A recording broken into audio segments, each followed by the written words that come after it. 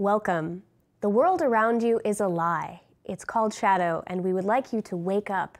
Wake up to the actuality, where magic is real, where the surreal surrounds you, and where you have a home in Saturnine with us.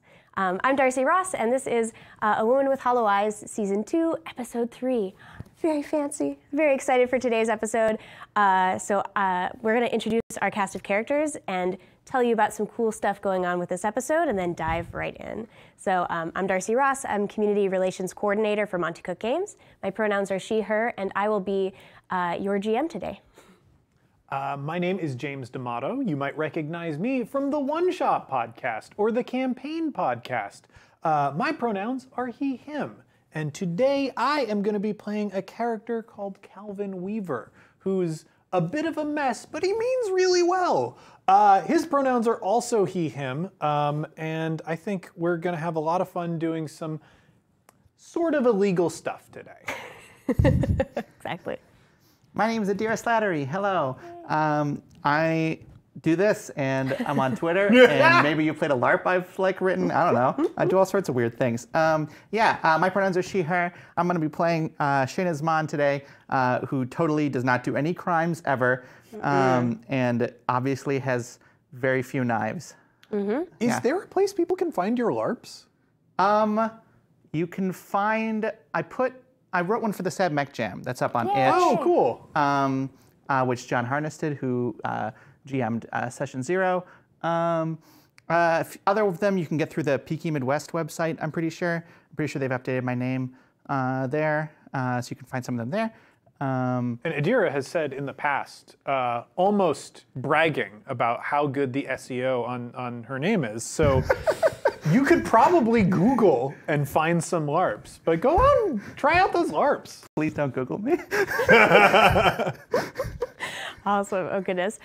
So chat, I already like what I've been seeing from you earlier today, so keep that awesome positivity. It means the world to us that you're all here and watching and interacting with this really, really cool narrative that we're all building together.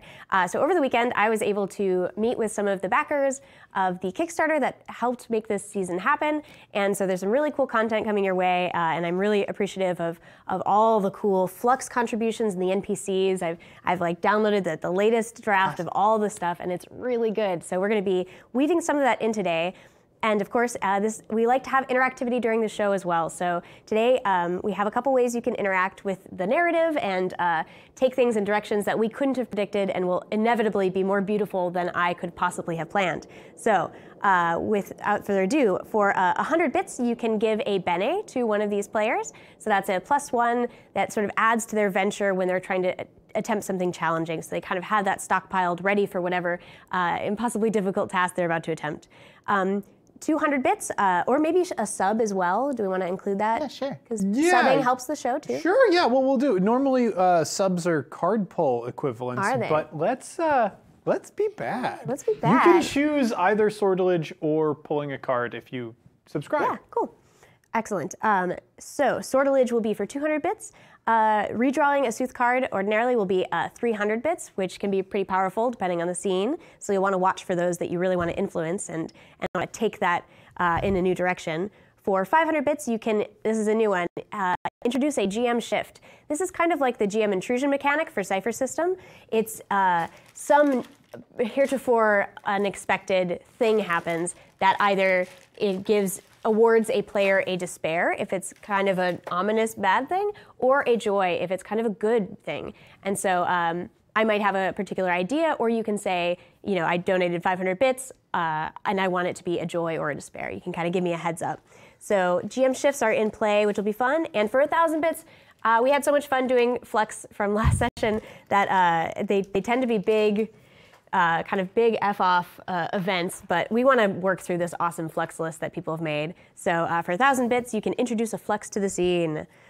All right, I think that's it. So there's one more thing that we have here, and Darcy, this might be an after the break thing. Is that something? I think so, yeah. Okay, so just get excited.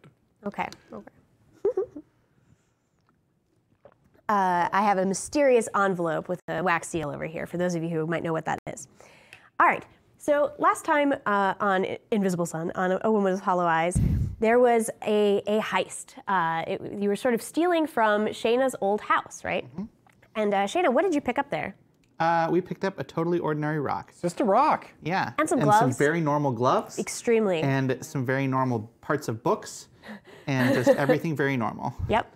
It's Calvin is almost in a place of, why did we risk our lives for this? For this rock. For this rock. What was the totally normal pile of books again, Calvin? The totally normal pile of books. There's a bunch of notes that were sort of scattered around the office, right? It was very clear that in her past, Shayna was working on something, something to do with studying the hate cyst and sort of how it functioned.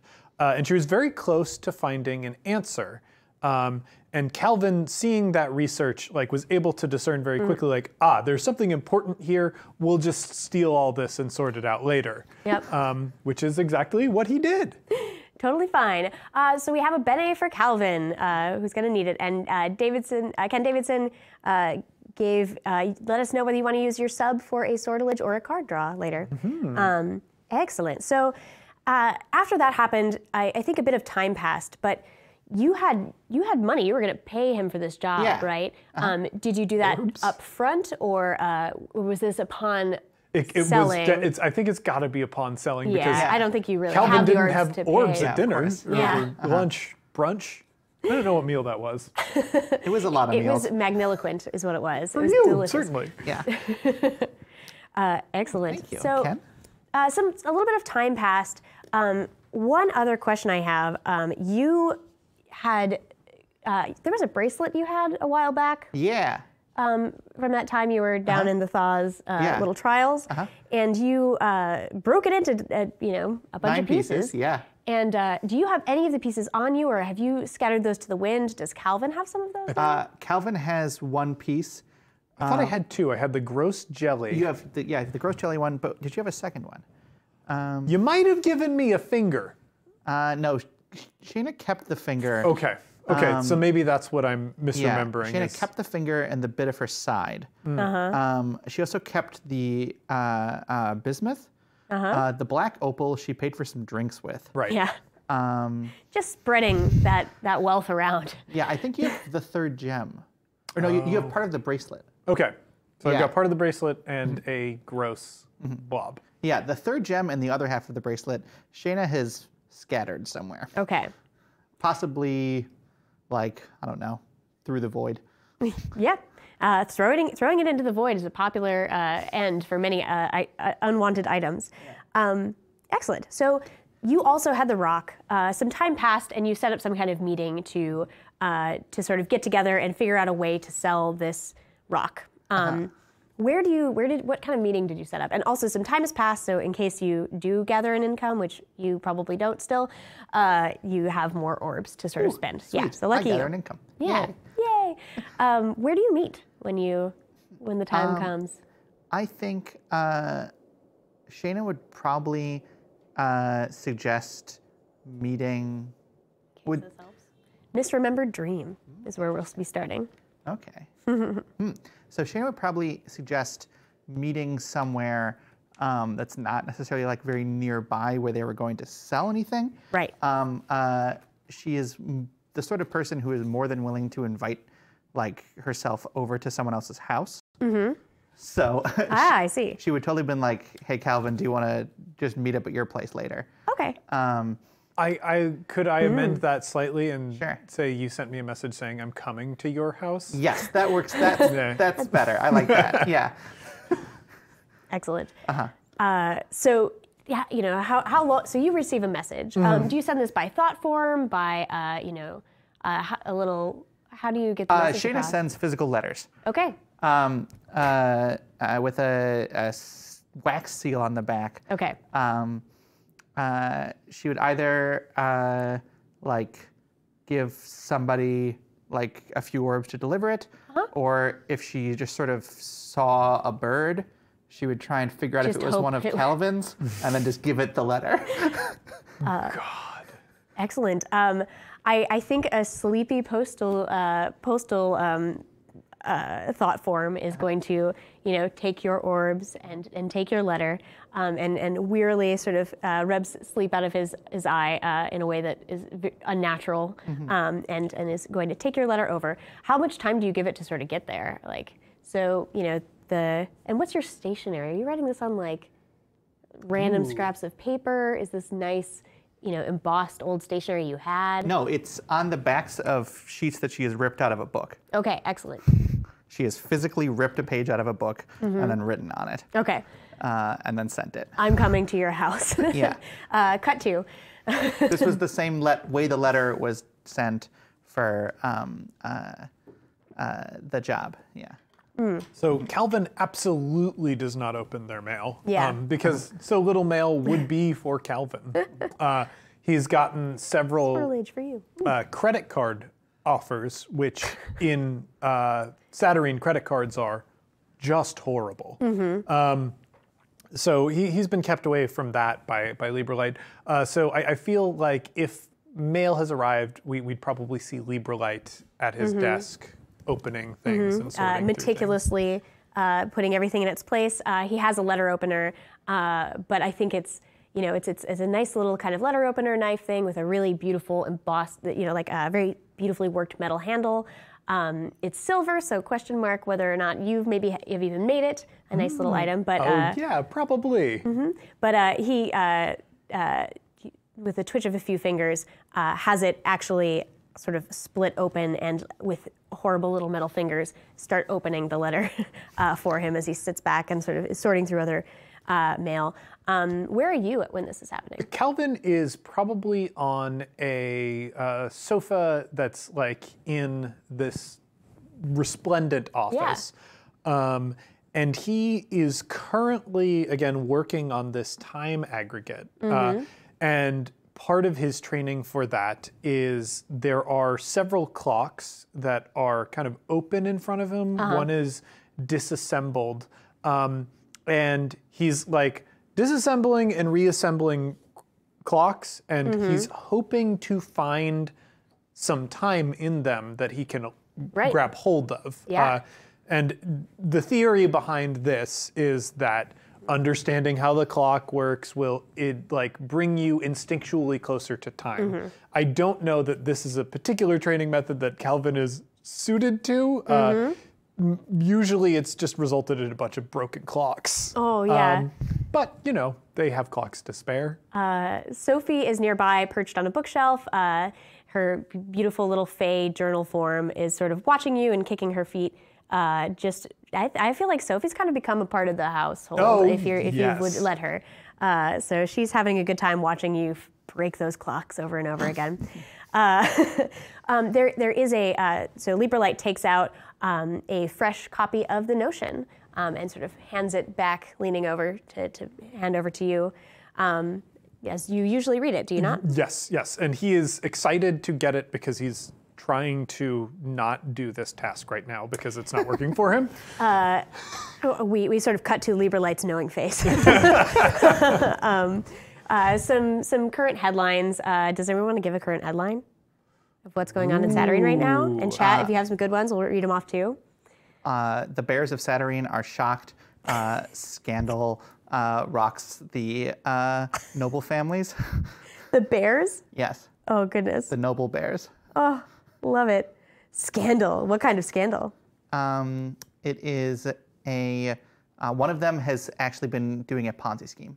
Oh, goodness. Yeah. Love it. Yeah. That's a hot, trashy gossip column. Beautiful. Yeah. Another one is that there's rumors that the exciting news cycle of Dark Ball is coming to Fartown. That matches are going to be showing up all over the city, but for the first time in a long time, a match is rumored to be taking place in Fartown itself. And so there's some interviews from some of the team members and various, there's the Nightside Gold.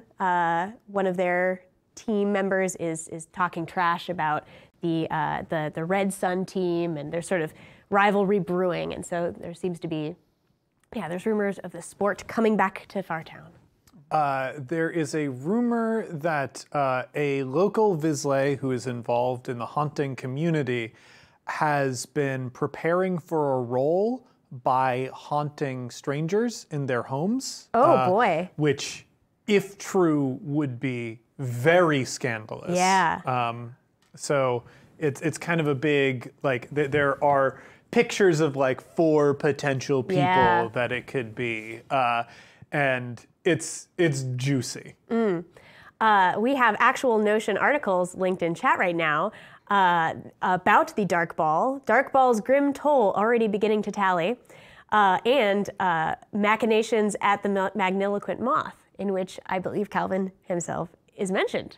Yeah. I'm not sure what that article says, so I can't say it, but you definitely get to see a hot, trashy gossip about yourself. Thank goodness that Librelite probably doesn't read the Notion. Oh, definitely not.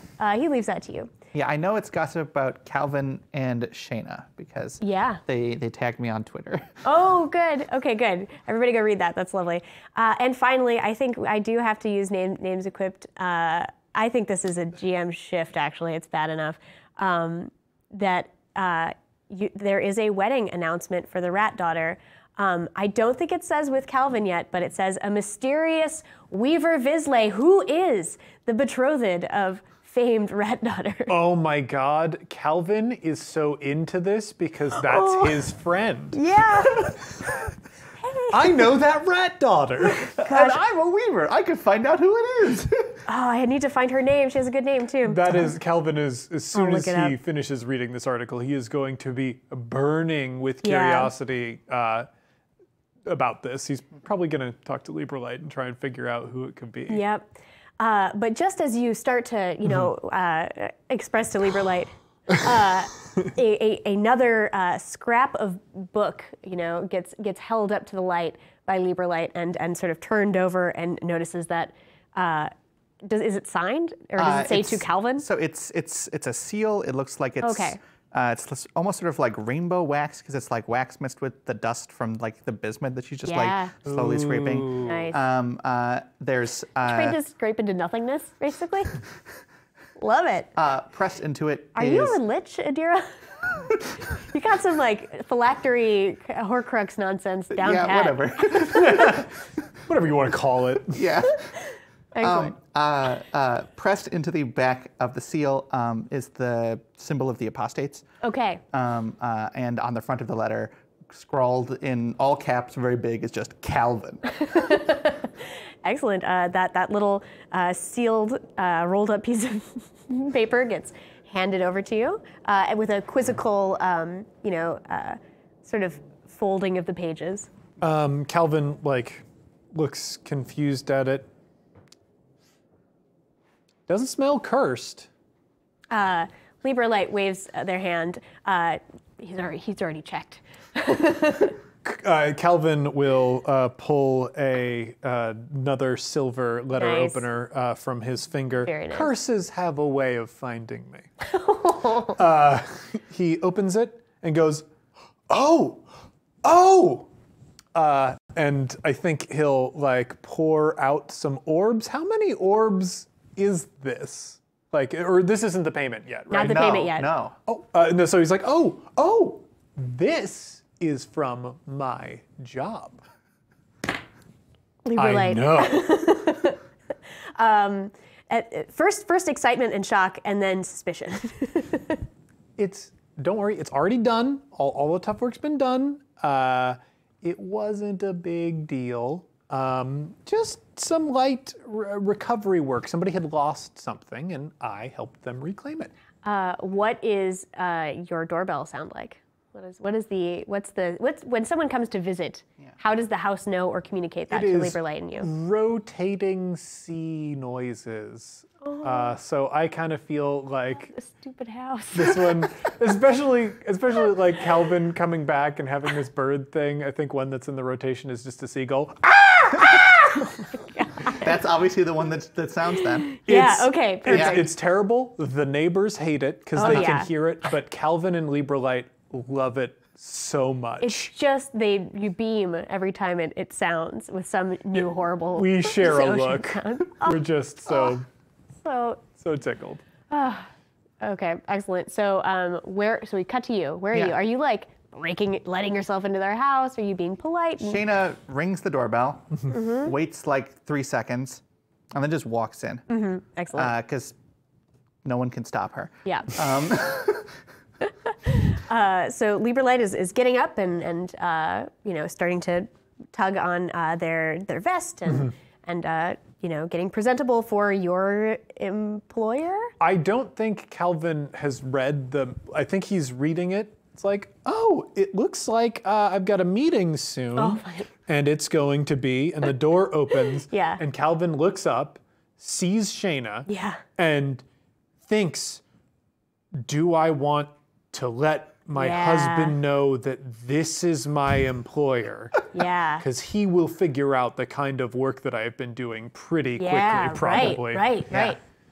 But he'll also know if I lie.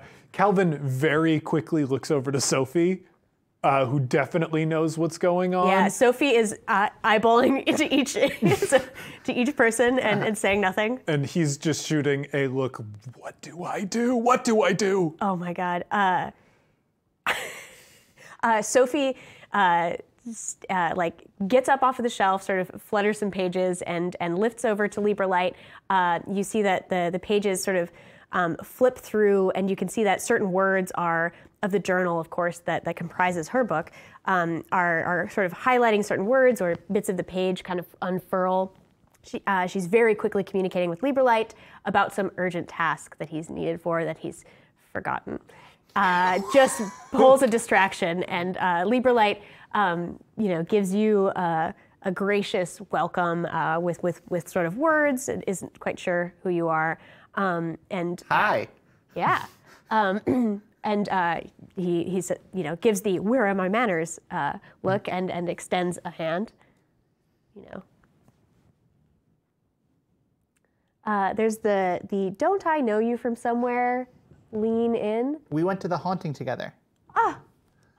Yeah, gives you a big handshake, and then profuse apologies. I'm needed elsewhere. Please. I am certain I'll be able to entertain. Good.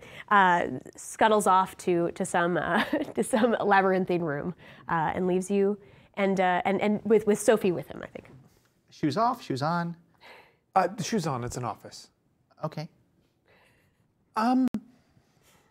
I didn't know that you were going to be here until now, I guess. That's the point of letters. Yeah. So my husband Yeah. doesn't know that I'm been doing something that's super illegal, and like I'm gonna tell him, but I'm kind of working up to tell him. There's actually a lot of... So you're embarrassed of me? Not embarrassed. I am embarrassed about myself. For doing things with me. Okay, I can see how that's bad. Okay, I am sorry about that embarrassment. It's just, he worries. He'd worry, you know. I don't care. Okay. Where's the rock? Oh, right. The rock. Hidden Moon is the card I just pulled, in case that helps. Hidden Moon. So Calvin goes into a box. It is Secrets, Shayna's card. Full of clock parts, like hands and gears and things. Like when certain clocks got finished and put back together, there were obviously extra parts that didn't make it in, and they were just put into a box. Calvin rummages through the box and at first pulls out the gross blob. Oh my God. Yeah. And then goes in and fetches the rock. Excellent. When you touch it, it feels incredibly magically powerful. It has a weight far beyond what it should carry for this little rock. Does it say what it looks like? It looks kind of an ordinary kind of gray rock thing is how we've been describing it. It's got a few bloodstains on it. Yep, It's details. granite. Okay, granite, a nice granite, but very, very heavy. Hidden Moon means new beginnings, insight, intuition, foresight, looking ahead, and potential danger. Ooh. Calvin, even, you get a bad feeling when you hold this rock, more so now than you did before. I want to roll a skill. Okay. I don't know what category here it would be, but I do have comprehend magic that I don't yet understand. Great. So I'm just gonna do a raw roll with that. That's 5 overall. Okay. And so, yeah, so you're just trying to stare at this and try to understand its magic.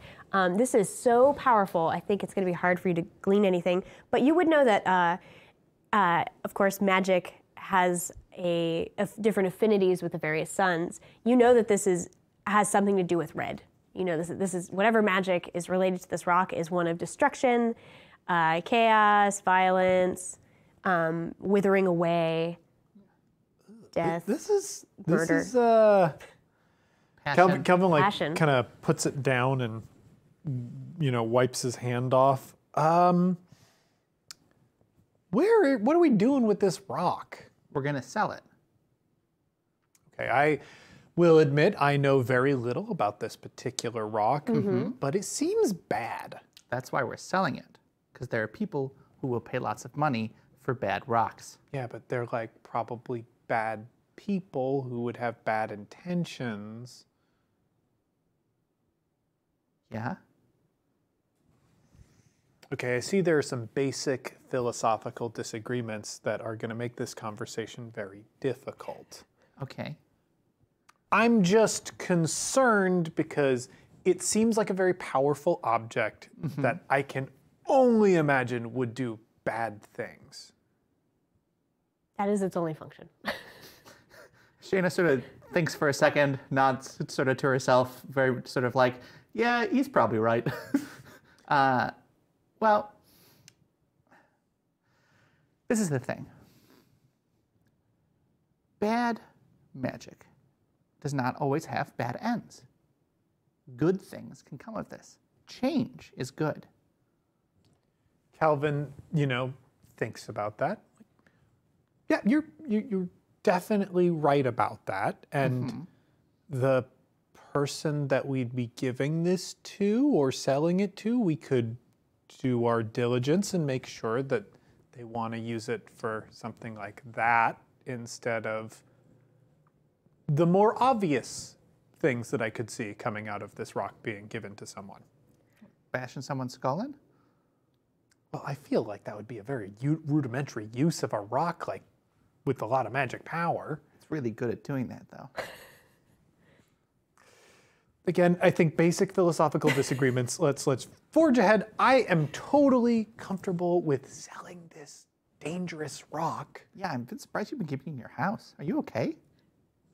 What has, as you flash back through times where, so a little bit about the function of this rock that you would know, is that, well, there's some very good details here that I don't want to say, but anyone who spends more than a day or so in the presence of the stone must resist its power or be, oh, I forgot about this, compelled to plan the murder of someone who has wronged them or who they otherwise dislike.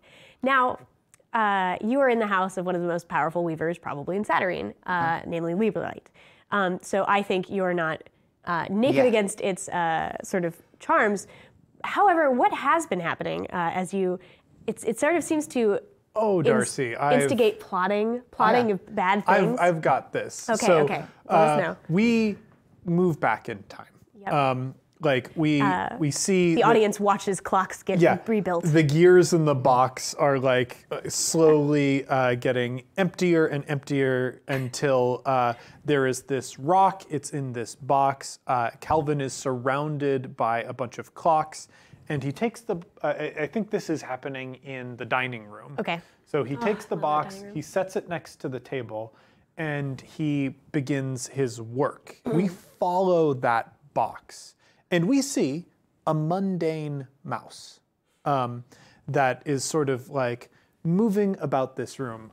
Being a mundane mouse in the house of Librelite, it is, of course, dressed as a little sailor in a little sailor outfit with a fine sailor's cap. Like bugs get dressed in nautical gear too? Yeah, I like think flies so. And I think that's just a thing. It only makes sense. it's a quirk of the house. It's a that quirk makes of the sense. house. Absolutely. That's in the rules. So we see this mouse like climb up into this box looking for food.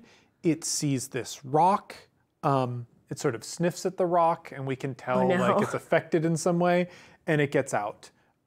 We then follow it into its little mouse hole, where there are other mice like in the walls of this place, and it sort of like gets jostled about by this larger mouse, and it goes back to like its little area, and we can see the mouse over a series of days scratching into the walls pictograms that spell out the mariner's revenge tale of this mouse chasing this other larger mouse into the belly of a whale, where it will meticulously exact its revenge with the last moments of its life. And that's this mouse. Nice. And we cut away. I haven't noticed anything. This is your relic. Has it affected, do you think it would have affected Librelite in any interesting way? I think it might have sort of like definitely caused him to be a little bit more sort of like On edge. Yeah, in his sort of like planning and things like that. Calvin probably thought that it was just like some residual sort of like emotional rawness from their conversation and things like that. But Librelite's definitely sort of been on edge, especially because it's a lot of Librelite's power that's keeping the stone in check. Right. So it is sort of like subconsciously draining on him. Excellent. Okay. So yeah, hasn't noticed anything. Yeah. It's fine. You over the course of the last few weeks, you have you know of some places that you might go to, basically hawk this thing. Yeah. One of the places, especially if you want to feel out who is buying it exactly, and of course, blood silver is really the only currency you're going to get here, so you'll have to ordinarily. Now you may be able to negotiate something. One of the places that you would think of to go to is the bathhouse, the black market bathhouse, where you sort of they are a kind of neutral ground for dark dealings, for secretive conversations. You often have to enter with a specific intention that everyone comes in with. So if you come in planning to betray the whole party, usually the bathhouse itself, by magic, will keep you out. And it's a bathhouse, so you have to disrobe, be in robes, the whole thing. There's a lot about it. Run by Elderbryn, so all changing, and every little bathhouse room is different. So that was a place that you would think of. If you have some other contacts, you feel free. I just wanted to let you know that option of place you could go. I was going to ask for a suggestion, possibly even incorporating one of the interesting NPCs that we have gotten. Ah, yes. I have a plot about that. Ooh, then let's go to this bathhouse. Yeah. Are you comfortable naked? Calvin looks very on edge. Under what circumstances? The best place to sort of gather some information about who to sell with that won't impinge upon your morals is the bathhouse. You want me to go to a bathhouse? Yeah. That is very old school. I don't know about that. I guess I need this job. So let's go to this bathhouse. Yeah, and plus, I don't know if you guys have like an open thing, but you could get lucky. I'm pretty sure we do not have an open thing. I've actually never talked about it, and I've never done anything like that. I mean, I wonder if Librelite's ever done anything like that. I wonder if I've ever done anything like that. That's too big a question for me to answer right now, I think. Yeah. But yeah, let's go to this bathhouse. Sweet. Excellent. So the bathhouse has services for basically setting you up with buyers of various sorts. It sort of has kind of an algorithm, a matching algorithm for stuff that you come in with the intent to sell and stuff that others might be interested in kind of buying. There's also, though, if you wanted to, you could kind of know of some buyers in case you. So I don't know if you want to leave it to the whims of the bathhouse or have come in having researched some potential people. Harvesting spider. Ooh. I see the list of NPCs. Yeah, absolutely. Take a gander. Cool. So as I'll sort of describe as we're getting up to the bathhouse, this is in I think maybe Wayne's neighborhood. I think it was Wayne or Kitty. It one was of the two. like between. I feel like it was Wayne's just because Wayne is the person who went there last season. Right. So its doors are, it's sort of this beautiful old building. It's got kind of a limestone with little bits of black, from just the rainy fall weather of Fartown coming down on it over the years, where lots of things are sort of pristine. This has kind of always had the look of some, older, beautiful, solid, is going to look the way it looked, hundreds of years ago kind of place. Yeah. So it has that look to it. It has one set of beautiful double doors that you can walk in that sort of have a glass with gold foil over them. There are some slightly shady characters lurking about in front, possibly people who have been denied entry. So there's sort of a high incidence of shadier people being outside than most other buildings you might be in. And yeah, but it's like kind of a beautiful little square that it's in on. There's sort of 2 stories and some windows looking out. Yeah, so that's the bathhouse is sort of all it proclaims to be. You're sort of a little bit in awe of the structure when you get there, but you can see that there's a lot of people eyeing you up and down. There's sort of a 3-torsoed body quietly conferring amongst itself that stops its conversation when you sort of are getting closer to this bathhouse. They look at Shayna and their sort of eyes immediately gloss over, but you're the one who's sticking out like a sore thumb, I'm afraid. What are you wearing?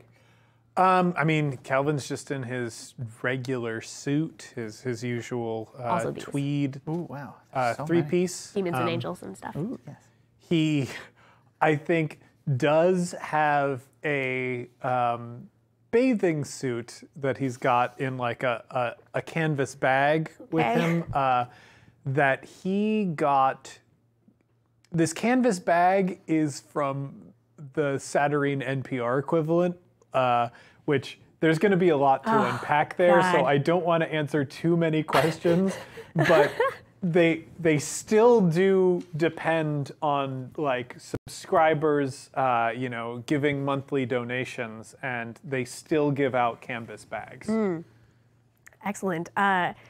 One thing that was in the notion is that there was a kind of grainy image of you sort of waving at the rat daughter for while sort of crowds were coming in between you. Yeah. But it's hard. It was hard to see your face, but a little bit of your hair was sort of in it, and the general look. So you definitely notice that sort of an older woman is kind of perched on a park bench and is looking over her copy of the Saturnine of the Notion at you, with an eyebrow raised. So everybody's kind of looking at you for one reason or another. And yeah, Shayna, I assume you look kind of relaxed and Yeah. Shayna's very, very like you're this is a returning nice to the place. web of your own Of machinations. course. Yeah, Calvin is feeling progressively more self-conscious as like they get closer and closer to this bathhouse, and he is absolutely noticing people noticing him. I think he's transitioned from having the canvas bag held in one hand to like 2 hands in front of him, almost holding it defensively. Yeah. So I had 2 recommendations for people you should. So let me show you that. Unless you had any that jumped out at you. So this top one I was into, and the second is the middle one there. Ooh, So cool. as sort of competing bidders for your item. Awesome. So there are a few different possibilities for the item, Calvin. If we want to go as far as like selling it to a Visle, there are a number of apostates that we could probably get it to. Margarita L'incognito she's a fine lady. She's bad at bidding, so that could be good for us. But it could also be bad for us because she's bad at bidding. There also is Gian Pietro. He's a little more your type. He would not. What is that? What do you think that means? Bookish, likes exploring, helpful. He sounds great. He probably won't want to buy it. What if we made him a compelling offer, though? See, the thing is we want them to make offers for us. Here's the thing. I feel supremely uncomfortable with this object falling into the wrong hands. But I have no money. Yes. If someone with money was confronted with that, they might remove it from circulation. Yeah. That's what I would do. So there are a few other people as well. There is Maximilian Sullyford. Max is a ghost, sort of a puzzle solver sort of type. He should hang out with Seven. Yeah. He is not above creative puzzle solving. And that's why I like him. And there's also some demons we could sell it to. Yeah. So how does this work? Are we going to meet with several people, or are we going to choose who to meet with? Well, so there are a few different things. We could walk in. We could just sort of ask the concierge of smoke to run the algorithm for us effectively, and see if they can match us up. It'll probably match us up more with like the ghost or one of the demons, probably like Athanes. He's a smoke demon. He kills people. He's pretty great. Very friendly. Yeah. Really, really nice to like just chat with over a meal. Sure. So you'll want to come in with the same intention. So if you're up for letting the algorithm match you, both of you walk in with that, and you'll do so. If you want to come in with the intention of, I know some of these are folks who, I want a kind of bidder who, you'll get a smattering of more intentional ones. If you're up for it, I would very much like to try the second person you mentioned first. GM Pietro? Yeah, GM Pietro. Okay, cool. It just sounds more my speed, and I understand this is your job, and we both risked our lives to get this thing, so we can do someone else if that doesn't work out, but why not try to do the right thing first? Yeah, sure, cool. Okay, cool, good. So you start to walk in. Those big, beautiful double doors of glass with gold foil. You notice that the gold foil is sort of changing and undulating across the doors as you're entering, as this is an Elderbryn establishment, and they're all about change. And just as money and power and deals change hands, this is a place of the exchange of things. So you walk in. And you're in a very beautiful lobby with some like nice kind of. Are you wearing your normal clothes right now? Yeah. Shayna's wearing her normal weird changing outfit. Excellent. Yeah. It's probably in sort of more of like a suit jackety sort of cut. She wanted to be a little bit presentable for Calvin's house. Excellent. Yeah. So there's sort of big kind of slate tiles that you're walking in on, and beyond the lobby is like a waterfall of there's some sort of break in the floor, or at least a stream of water is going down as sort of the entrance that you step through with the right intention to go to the right room.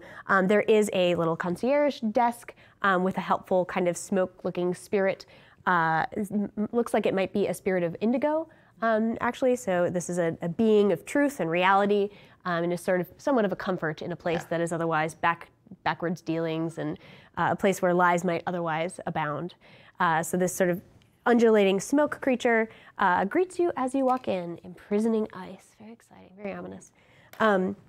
Welcome to the bathhouse. Is this your first time? It's his first time. Excellent. She sort of smoke pools, and something sort of pools over by you. You instinctively put out your hand, and a beautiful little coin, kind of like a kitschy, commemorative first-time bathhouse token. You may find it useful in your stay here. Thank you so much for joining us. We hope that you've come with a purity of thought and a clear aim of what you'd like to do here today. Well, then I think so. Yeah. Thank you. Thank you. merely proceed to the entrance. Of course, your clothing will be removed, and you'll be assigned to the appropriate room. Splendid. Yeah. There are some other people waiting outside here who seem to be quietly conversing. Maybe they've just come out of some of the bathhouse, or maybe they're getting ready to go in. There's a humanoid clockwork automaton with a biological prosthetic leg who seems to be talking to, that is from Christiana Ellis. And they seem to be talking to a pretty, like a pretty strong-looking, very confident weaver definitely with the symbol of the weaver on his chest, who seems to be looking. There's sort of, you catch the facial structure and it seems to be a scowl, but there's all sorts of darkness obscuring their face. So those two are sort of clattering at it quietly. But yeah. Did you expect there were changing rooms or something? Yes. Removed? Is it going to be removed magically? Of course. This is Saturday. What about my stuff? Your stuff will be removed magically. Calvin goes into his pocket and he takes out his rat coin just in case. Nice. Excellent. So, the bathhouse operates differently on different days. You know that it goes through different phases, but today, the rule of the day is absolutely no clothes. The magic takes them all off, and, come in with an intention, and we'll do regular business. Sure. Cool. All right, so you walk up to the waterfall, and what are you thinking of when you're about to walk through? Shayna is thinking about getting a good deal for this rock. Okay. That's your intent. Your intent is to come in here, do whatever it takes to get a good deal for this rock. I want to look up. Imprisoning ice means entrapment, imprisonment, danger, and conflict. Just so we all know. Nice. Okay, get a good deal for this rock. Got it. What are you coming in with? Make sure that this rock doesn't fall into the wrong hands, and try not to let on that I'm nervous about being naked. Okay, beautiful. I would like rolls from both of you to see how strongly you're able to adhere to that thought, to enforce it, to not let, say, stray thoughts of childhood fantasies sort of pop up in your mind. Can I get a negative for this? You may. Good. Would this be like an intellect roll? Like what would? I could probably make some different arguments. I think intellect is probably it. Let's see, what else could it be? I guess there's interaction. You could. You can use sortilege on this if you'd like to just sort of magically enhance your thing. Yep. Cool. Why not? I got some bonus sortilege. Okay. How much was my penalty? Just one. Just one? Okay, so that's 5, no matter what. Okay, and you? 7. 7, okay. You come in, you step through the waters. What does it feel like when you step through? You successfully hold on to that thought. Yeah, it feels like refreshing, but also a little like tinged with some leftover fears. Yeah. And like insecurities that Shayna has from her past about her body. Oh, yeah. But she's like, no, like. She pushes through it. Yeah, I am good. I am me. Let's do this. I think those insecurities and those fears, those bad feelings, kind of manifest as you're walking through the water, submerged for a moment in sort of the depth of this waterfall, and it's warm water, kind of steam coming off of it. But those fears and insecurities manifest as little pricks of cold, like ice water just threading through there impossibly. You step through, and you successfully step through in a room. Your clothing has been removed, and you're in a very, very steamy, almost obscured kind of empty, quiet space. It's really gentle in here, and I think that the room changes a little bit based on who goes in it. So, do you want to add any other features to this room? So it's a steamy room. You're sort of bathed in obscurity with all the steam wrapping around you. There are a lot of like cushions for lounging on. Nice cushions, beautiful, and they never get too soggy. Nope. Perfect. Excellent. Lots of cushions on kind of a low bench around. Yeah, exactly. I love it. So you step through, and you are almost holding it together, but you do not quite make it. So you're stepping through the water. It's warm. It's really comforting. You know, the pressure of the stream down on your shoulders is really comforting. It's a very, very nice place, this bathhouse. But you start to feel a cold sort of slip in from your shoulder and continue to spread around you. So what is it that kind of gets in the way? What thought can you not quite put away? What fear about this specifically, or your ability here, kind of catches? I mean, I think Calvin's discomfort with casual nudity is the thing that is going to, like, that's it. There are a lot of anxieties and troubles that Calvin has in his life, but little things like that are a much larger concern. Excellent. You continue, you start to feel like you're breaking past that sheet of water into the next room, and then you feel yourself get sucked down by the foot. You turn and see, sort of behind you, a sort of stream of water. You see a nose, and he wears glasses. No, he doesn't. Did he wear glasses in Shadow? I don't think so. I don't remember. I can't remember, actually. A nose coming through and almost making it, and then getting sucked down. You are still in the room, and Calvin is gone, and you can see that there seems to be some other shapes starting to put their hands through, as though the other people are getting kind of summoned here. You see that all did not go quite as planned. Shayna, what do you do?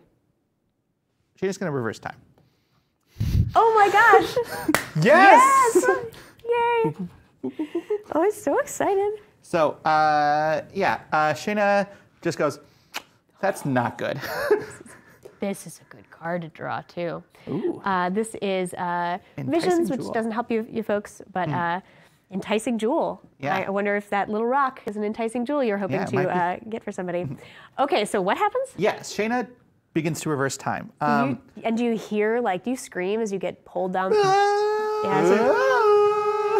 As it's sucked back up, Shayna steps out of the room a few steps. Wow, yeah. Calvin pulls back up, steps out, foop, foop. And the two of them are standing next to each other outside, about to walk in. Are you undressed magically? Yes. Oh. Calvin, I'm from the future. You got sucked in by the wormhole at the bottom of the waterfall. There's a wormhole? You need to have clear intentions.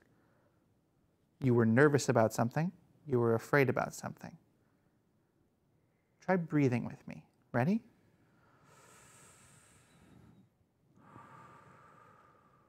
Like, make noise when you do it. Come on. All right. Are you from the future often? Yeah. Oh, okay. Okay. So we're just gonna avoid this whole thing. No, we're going to walk in, but you're going to be fine. If the goal is for me to think about things very clearly and not be afraid of things, this is not great. Well, here's the thing. Know that I am here, and we'll make sure that you are okay.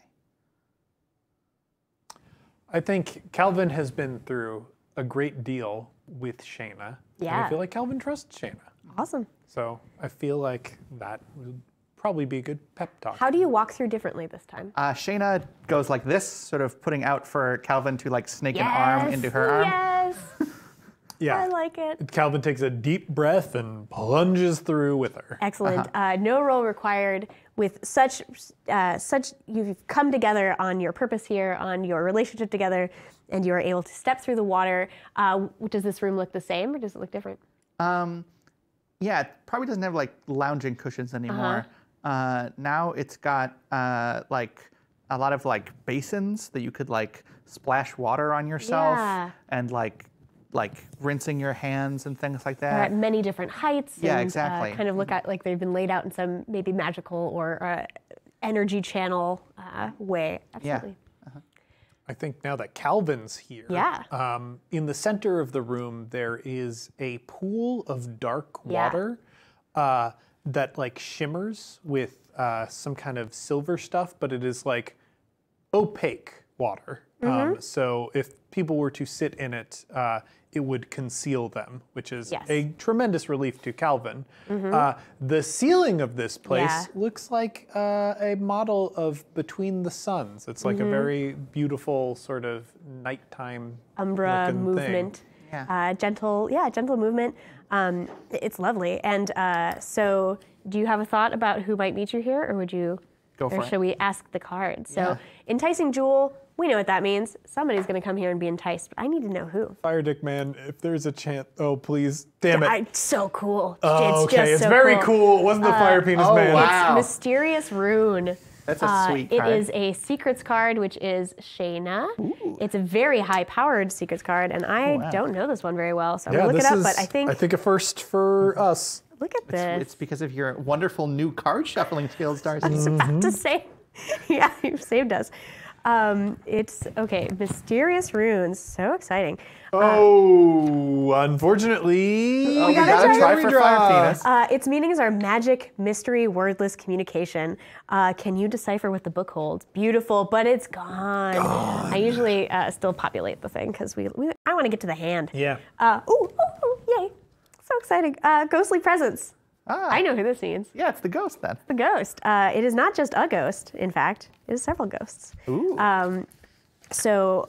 Kind of phasing through other sort of the walls here. So you have a minute before anyone kind of comes in. You have some different basins. They're laid out differently.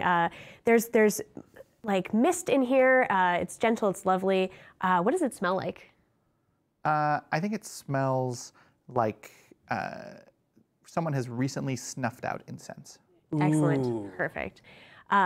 So do you have a minute, and you know that. So do you get into any pools? Do you relax a little bit? Are you at your guard? Shayna stands with the confidence of a person who previously was not very confident. Yeah. Like in themselves. That sort of like gained confidence. Just sort of splashes, wets her hair a little bit, and hangs out nearby one of the pedestals, just sort of lounging next to it. Nice. Okay. So you look really comfortable. What do you do, Calvin? Are there like rules? No. There's no like athlete's foot stuff that I need to know about? No. Okay. Is this water safe? This is a pool, right? Shayna pokes it. It's safe, it looks Doesn't like. look like water, though.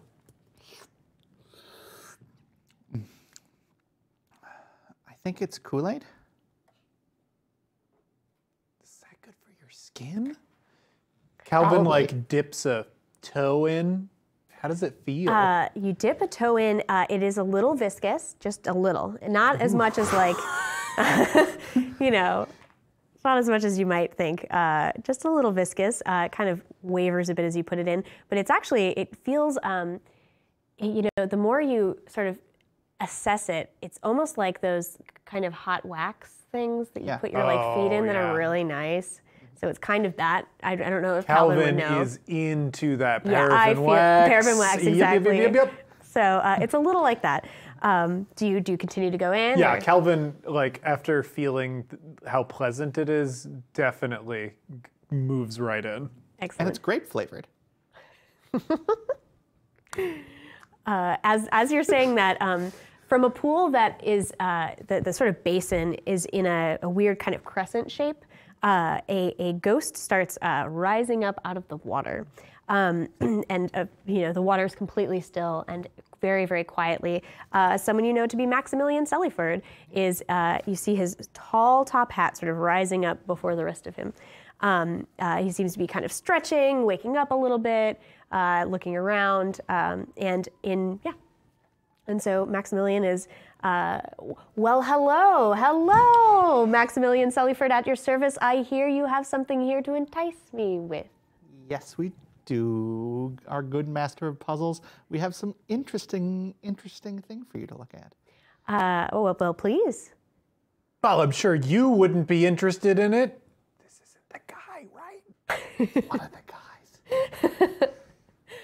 Maximilian Sellyford at your service. I'm a bit of a master of mysteries and puzzles.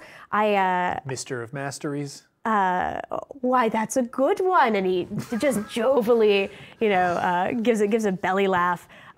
He sort of goes on and on and on, sort of listing his qualifications as this epic, guy. And while that's happening, in a kind of distant basin, is a ghost who's facing away from you with a collar up, as though it's a rainy day and you're trying to keep the rain off your neck. This ghost is a bad boy, but I can change it. It's a ghost you know very well. Why, it might be Sebin himself. Okay, yeah. This is changed. Good.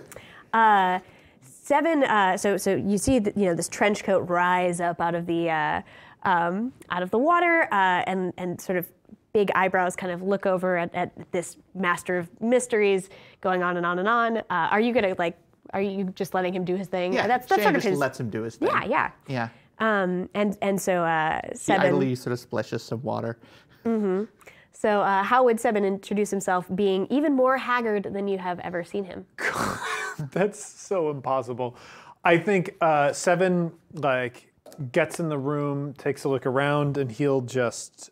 He has no hat. Right? Will ghosts lose their clothes too? No, ghosts keep their clothes. Ghosts seem to have their clothes. Yeah. Shame. So Sebin will tip his hat at the room, and just make his way in and sort of sit generally and wait politely for this Have long-winded Calvin person. and Sebin interacted much? Yes. Yeah, they have. Yeah, Yeah, they went on a Calvin whole thing. Sees Sebin rise out of this basin and does not want to interrupt this person who's going on about their thing, but his eyes light up because Yeah, his a friend familiar Sebin is face. here and he trusts Sebin. Okay, Sebin looks rough and is letting this whole thing go on. At your service. I'm very pleased to be here. Oh, we have another bidder. I see. Sebin! Calvin. Oh, do you want to introduce me? Oh, right. Shayna, this is Sebin. Sebin is a detective, and you have 2 arms.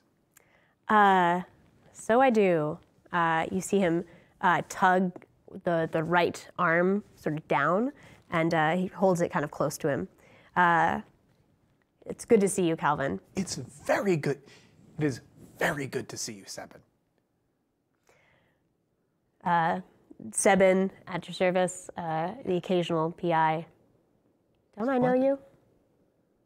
I do crimes. I might have crossed paths then. Yeah. Well, I'm here looking for something big. What do you have? Well, we have something big. The Master of Mystery, once he sees Sebin is here, sort of, the recognition of who this man is, and sort of the way his tone has brought the room down a little quieter. Even the sort of umbra skyscape is getting just a little darker. The pools reflect a little less light. Everything's kind of taken on a darker pallor There's with less him here. color. Yeah, definitely. Super washed out. Yeah, Shayna stands up and sort of begins to launch into a spiel. Yeah, lovely. Well, we have something big. Now, I'm sure all of us here are aware of the supreme power of life and death. Now, The ghosts share a look. Look back at your pitch. now, you both are more aware than either of us could be. But Calvin makes a face. But we have something that should hopefully truly pique your interest. Now, there are many different ways for one to progress from a state such as we are in to a state such as you are in. People can do it naturally, and people can do it unnaturally. And sometimes there's somebody that you just want easily taken care of, or The two ghosts nod. Yes, of course. Or easily destroyed as they themselves begin to plummet into the depths of depravity. This dame was dangerous. I could tell. Thank you. Yes. Looking at her, she was approaching me as though she was trying to sell me something. But I knew beneath all that, the grace of her form. It was like looking at a panther, a pile of silky murders waiting to be unleashed. Shayna reaches into where there is no pocket. Yes, right. And pulls out the stone. Seben's eyes go wide with recognition. Seben knows what that is. The man of our good friend Maximilian looks really intrigued, but does not exactly recognize it. Now, this rock here, she throws it in the air and catches it, is a very old rock. It's gone by many names. Some people have called it the stone. Some people have called it the herald of death. Some people have called it... Calvin is hearing these names for the first time. Then he has been hanging out with a stone for like several weeks. Some people have called it the granite of blood. But many people in Satyrine just now call it murder. We cut very quickly to the interior of Calvin's walls, where we just see this mouse bind him. Oh my God. And then we cut back to... Lovely. What? That's horrible. Yes, exactly. And horrible means it's for a price. And Shayna puts the rock back into nowhere. No pocket. Yeah. The two ghosts kind of look at each other and then kind of both face you.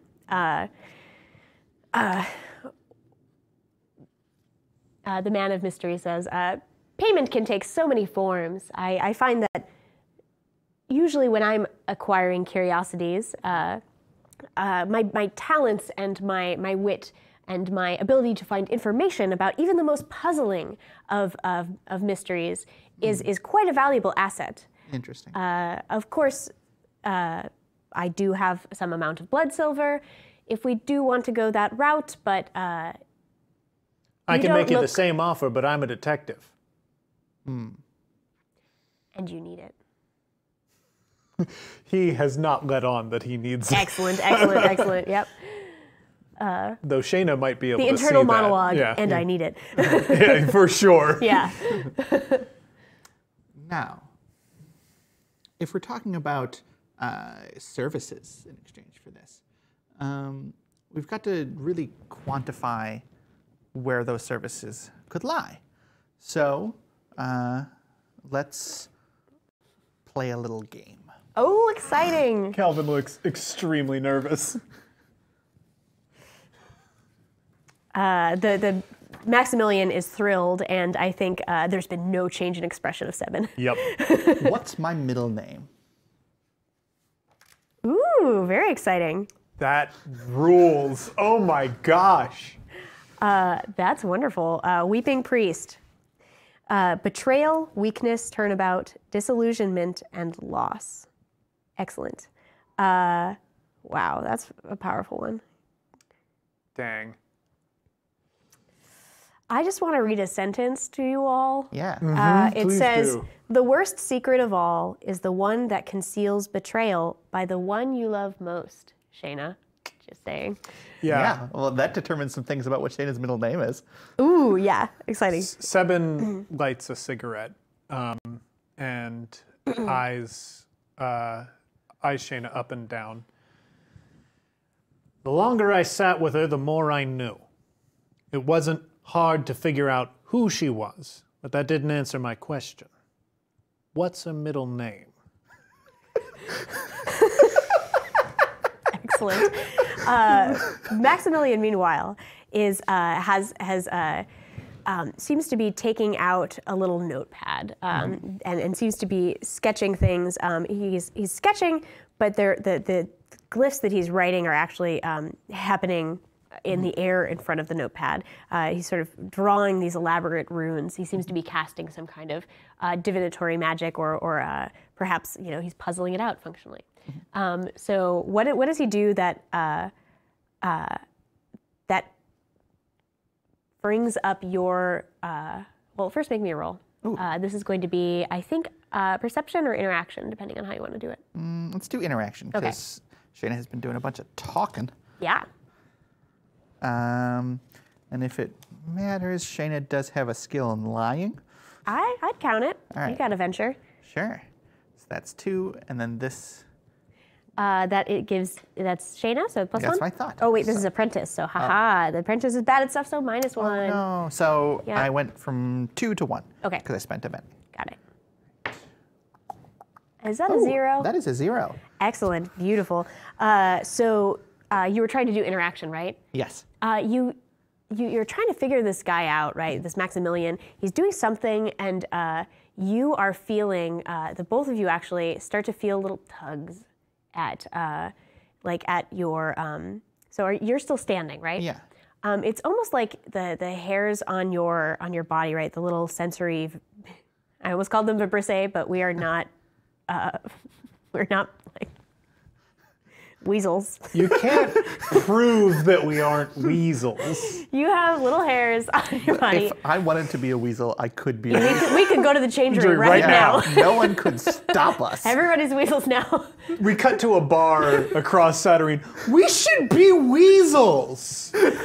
God, We always talk about becoming weasels, and we never become weasels. Yes, let's be weasels. Dude, you know they won't let us be weasels if we go in drunk. that howling yawp has got to be. They have to stop letting people into the changeries after hitting that yawp. Oh my God. Cut back. You are feeling the hairs on your skin not just stand up, but feel as though they are being tugged up. So you feel that upward motion, both of you. And it kind of distracts you from being able to watch what's happening here. So Maximilian continues. He starts to say something that would lead to kind of a clue about this, right? What tips you off that he has some knowledge about you that you wouldn't have assumed he had? What does he say or do, or what rune do you see that says, oh God, this guy has something on me? The symbol of the Vance appears. Cool, excellent. It's distorted. Yeah. And it's almost as though the more glyphs that he writes, they're sort of shifting. It's like he's got some sort of interlocking mechanism you sort of see the distorted Vance symbol slide into place. He's understood that about you now. So he's working his way through it. 7 is still... Lots of people tell themselves stories to make themselves feel more comfortable. That we can know when we're sitting in a room with a killer. That by a look, by a voice, by maybe a movement of a hand, you'd be able to know who's capable of taking a life.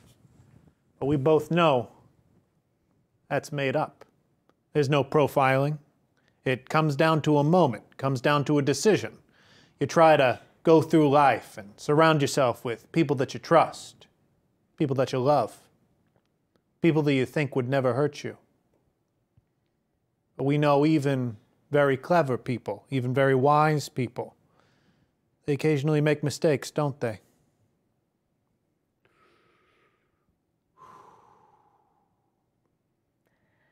So you're watching, and you notice the Vance symbol, and so whatever is happening is getting some dirt onto you. Do you do anything about that, or do you kind of let him continue working his magic? Shayna will have a spur of the moment idea. Ooh. To do an ephemera. Excellent. Cool. Do I have to spend the full level or no? So with ephemera, you don't have to spend it. You just get do it automatically, and that cool. adds to your venture. So Awesome. it's like a +6 right now. Cool. -1. Yes. So Shayna is going to have a... Put this on the big cam. Have a quick little idea where she will have a small stopwatch appear in everyone's hand. Ooh, cute. Counting down time to Nice. limit how long they have until they guess. Cool. And that was so that's a 10 total. 10 total. Okay. I mean, So you stopwatches appear in everyone's hands, and this kind of disrupts a little bit of the magic that was being cast. And Maximilian, for the first time, looks at you with kind of rage, like looks over, super angry that the magic has been stopped, where he'd really been very cheery and puzzly and enjoying himself, has a flash of rage at you as some bits of his glyphs sort of fall into nothingness, and looks at the stopwatch and gives a raised eyebrow. Now really, do you have somewhere to be? This is important, haggling we're doing here. Yes, but I want to see how fast you can find information. Excellent. So when Seven picks it up, right? Yeah. A piece of his jacket arm falls down a bit, and you see a glyph on branded into his sort of his little wrist area. It's really complicated, and it's actually constantly moving. You see, you see 8 different colored orbs sort of rotating around in a kind of complex-looking, almost 3D vision, and 1 absence of color moving around. There's some sort of dark. You can almost see it through his see-throughness, but the absence is felt. And he catches the stopwatch in his hand, displaying the sigil, and jerks it shut and continues pondering. The question isn't so much whether someone would take a life, do the unthinkable, as it is why. Is it fear, desperation, dissatisfaction? There are all sorts of people who hurt the ones who are closest to them, and all sorts of reasons why. The question that I have that'll answer the question of what your middle name is what would move you to do the worst thing you could ever imagine yourself doing? And with that, Seven is going to pull out a gun, and he is going to level it at Shayna. Calvin stands up and freaks out. Oh my God! In this moment, and he is going to use a piece of ephemera, and that was sent in by Matthew Dimalanta. I'm probably, or at Legendary Flames. I really hope I did not mispronounce that. But it's one of my favorite things that we've got this season so far. It says, "The shot in the dark hits an unforeseen target." Ooh. And the description of it, completely up to your devious machinations. Have fun with it. So Seven pulls out this gun. It does not look like a normal gun. But apart from the fact that it has the relative shape of a revolver, and he pulls the trigger. You are shot and struck in the heart. And with that, he relives in your body the moment that you killed the queen. And that tells him why you chose to kill her. Yeah. And what is it?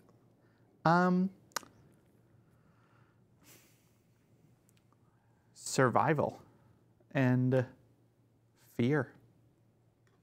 Yeah. So he, the moment stops, like you were hit in the chest, but obviously you are not dead. The bullet was not intended to kill you. It was intended to know the deepest truth in your heart of why you would kill. And smoke is coming out of the gun as Seven pulls it close to his mouth and blows on the barrel.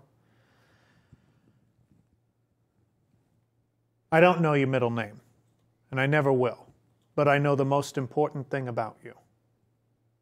So, my question to you is, why don't you just tell me?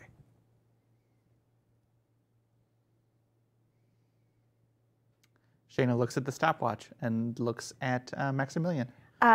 Maximilian seems to drop some of the glyphs and says, in the time given, I'm afraid I wasn't able to augur it, but I assure you that, had I been prepared that this was a timed competition. Maxie, she's not playing your game.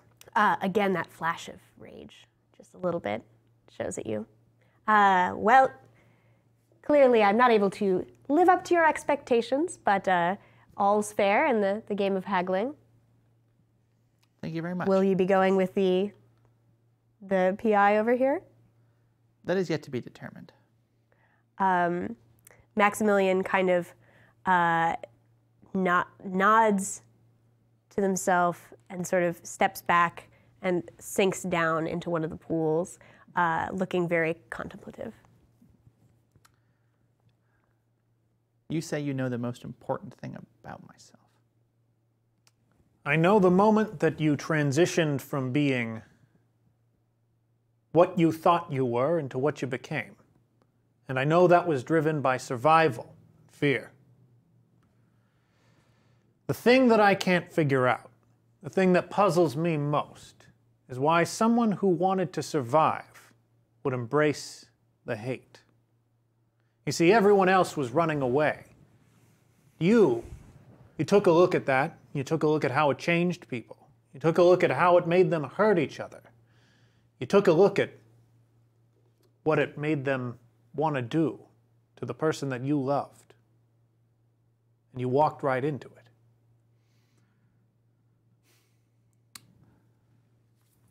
There are a lot of different reasons. You say you know the most important aspect of my life. I've lived it. I disagree that that is the most important moment. It is for sure a pivotal moment. It is perhaps a great moment. It is perhaps a failure. But I would not say that is my most important moment in my life. To me, what was most important about my life was becoming Shayna, not becoming the hate. Seven takes a long moment to contemplate that. And knowing the context for how I became myself should show some of the context of why that was the option I took. Sometimes the enemy of your enemy is your friend, and you might be afraid of it, but it's the option you're given.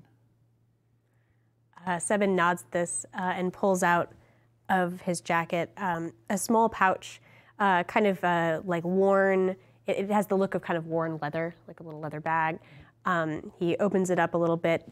Again, you can see that the right arm does not quite function right. Mm-hmm. Opens it up and pulls out a little tiny burning candle, like a really tiny burning candle, gently out of the bag. Breathes it in a bit and snuffs it out. Gets up from where he was, perched or seated, and comes over to whisper to you. Okay. He has an answer. He whispers. Mm-hmm. Does he whisper the correct thing, having used some divination, sort of hidden knowledge stuff that is clearly very valuable to him? Yes. And we can let the audience know or not what it is that he says. But I need to know from you. Do you accept it? I think Shayna accepts his answer. Okay, cool. Not necessarily whether he says the correct thing, yep. But Shayna accepts his answer. Cool, perfect. Got it. You see that this whole conversation, especially about survival and fear, and this is hitting Seven much harder than you would ordinarily see. So you have the ability to ignore. Yeah, I'm already ignoring it. Okay, good. So this is helping out mysteries, which is nobody, a fleeting moment. Cool. So Seven has answered, and you accept it. Mm-hmm. What do you? He says, I can pay. I just need it, and I need it pretty soon. I need to know some things about the Deathless Triumvirate.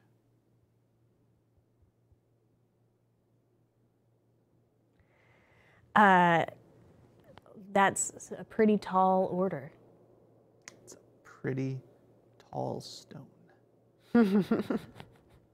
I can do you one better.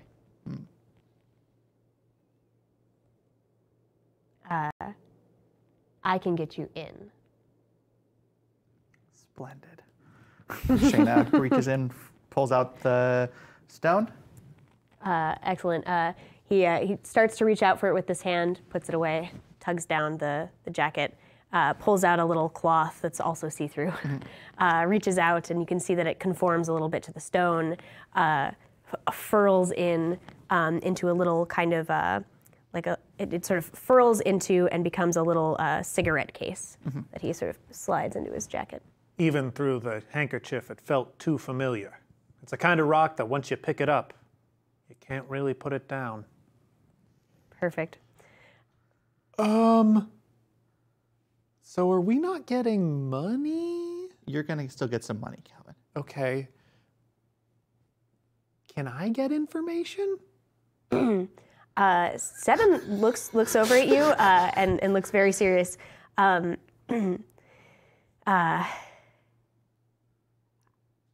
I can tell you that I know where the next match is going to be held in Fartown.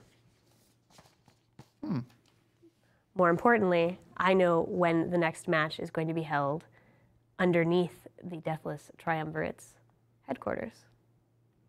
This is information all of you will want to know. He says, but he's looking grimmer and grimmer. Calvin, you've always been a good friend to me. I respect you a lot. You've got a good heart. I don't want to see you get messed up in this. Oh, so good, so good. But he says,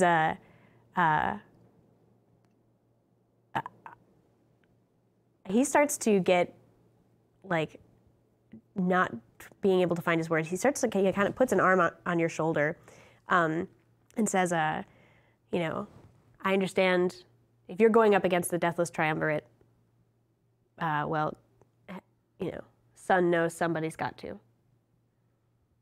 But I don't really like you getting messed up in this, and I won't be there to help you when it comes time. I mean, I wasn't asking about the Deathless Triumvirate. I wanted information that I thought would be easier. But since we're here, and I guess it's okay to talk about these things, they don't seem great, Seb. I've done a lot. I think you might even know more about what I've done than even I do. Someone's got to do something. Maybe that's what I'm supposed to do. He tugs at his jacket.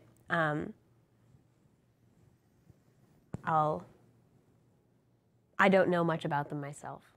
I've looked in every corner. I've seen the inside of the Thaw mines. I've had them picked apart. I've seen them. I've brought every ounce of power I have against them to get that information out, and they will not yield. There's something keeping this city the way it is, and maybe that's a good thing, and maybe that's a bad thing, and more likely it's very gray and in between. But you shake things up around here, Calvin, and you shake things up wherever you go. Seb, before you go, and this might not even be part of the payment, and maybe I need to pay you something else. The changeries. I gotta know about an old one. One that didn't go by the books. They keep those things pretty locked up tight, you know. Well, that's why I want to hire a pretty good detective. One last job, huh? He leans back and says, "You give me the information, and we have to get it done before he lists like 2 weeks from now." The match, Calvin. I'll be in the match. Oh. Seb, what are you doing? Everybody has a time. Mine's come. You would definitely know about Dark Ball that it is a heavily violent sport that involves taking a big, weird orb of maybe like anti-magic sphere or maybe the dark itself, question mark, question mark, question mark. There's a MacGuffin and you want to get it across the field. The field descends down on a particular region of Saturnine, huge walls go up. Anyone caught in the field at the time becomes a part of the game. Yeah, and must play. And must play. And but also certain people are marked. If they play through their match, then the mark will go away and its effects upon them will diminish.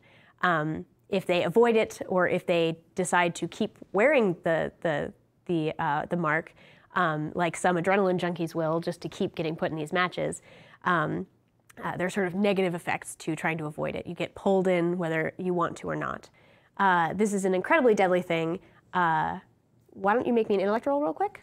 Yeah, sure. This is a hard piece of knowledge for probably both of you, Yeah. because you both have not been ghosts that you know of. Ooh, I got a 10 total. A Got 10? 1. Okay. Because I spent one of my thingies. Nice, nice. Okay, it was a level 9 challenge. Cool, awesome. And it is that when a ghost gets marked, it is a new death. Ooh, It is a different kind of death. yeah. And no one exactly knows what happens when a ghost dies that way. And so if Seven dies in that match, you probably won't be seeing him again. Well, Seb, you're a ghost. You'll be fine. When You'll be fine. he won't be fine. When ghosts get marked, it's another death. It's a new death. There's a small chance I could make it out. Seb, we There's gotta a get you bigger out of chance this. with that rock. You can't fight it, Calvin. You're fighting too much at once already. You can't spread yourself thin like that. Now give me the information for the changery. All right. I'll have what I can tomorrow. Just, do it right when you do it. Of course. Good luck. In 3 weeks, the match will be under the Deathless Triumvirate's headquarters. I'll send along some more information, everything I got. Took a lot to get this information, but as soon as I became marked, you get a little motivated to find out. Of course. So he sort of tugs the sleeve down, readjusts that collar, and says, "Don't talk about what happened here, and I'll see you tomorrow. I'll send information along." Of course. He nods. He adjusts that cigarette case that's actually the rock in his pocket, and he starts stepping down into a pool, but he's actually just stepping right through it. Not, before they were at least mimicking getting in and out of a pool. He is just falling out of space and going somewhere else. And you've made the exchange. He was a good friend of yours, you said? Seb's the best. Wow. There's a small clink as a little bag of orbs, you can hear them tinkling, gets tossed out from one of the pools and lands really close to you if you catch it. Yeah, yeah. So, burp. Threw in a little extra. A lot extra, actually. A lot extra. And it's not blood silver, it's orbs. And a couple of mage coins if you don't mistake yourself. It's a nice haul. I guess we got paid. I would say we did. It's your job to divvy this up. I mean, it's your rock. What were you doing with a rock that's just called murder? I was killing people with it.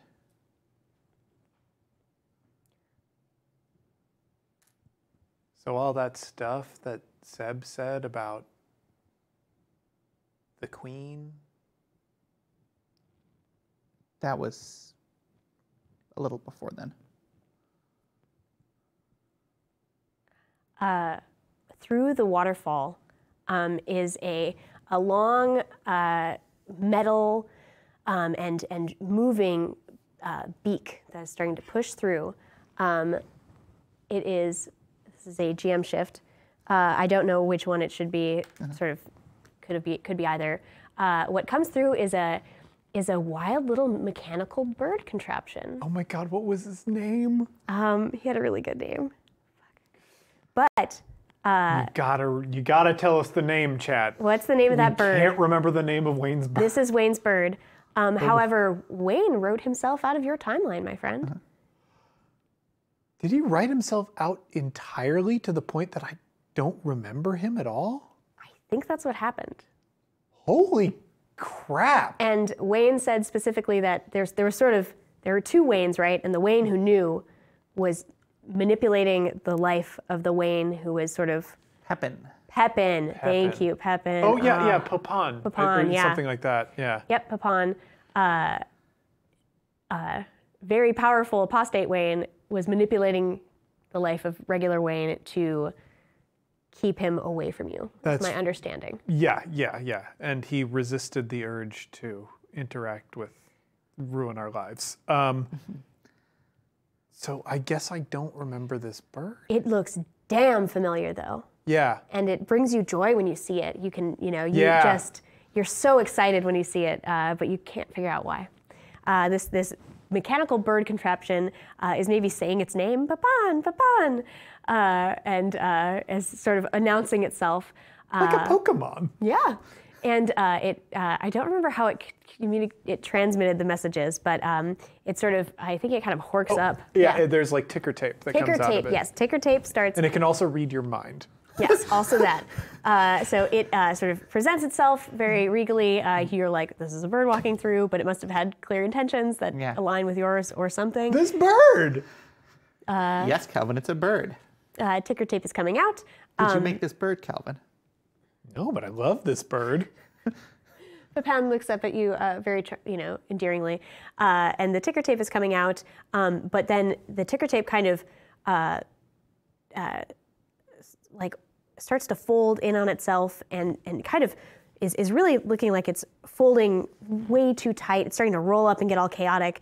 And then when it kind of unfurls again, there is a nice little beautiful letter with a wax seal that says Calvin and Shayna in a really beautiful cursive script.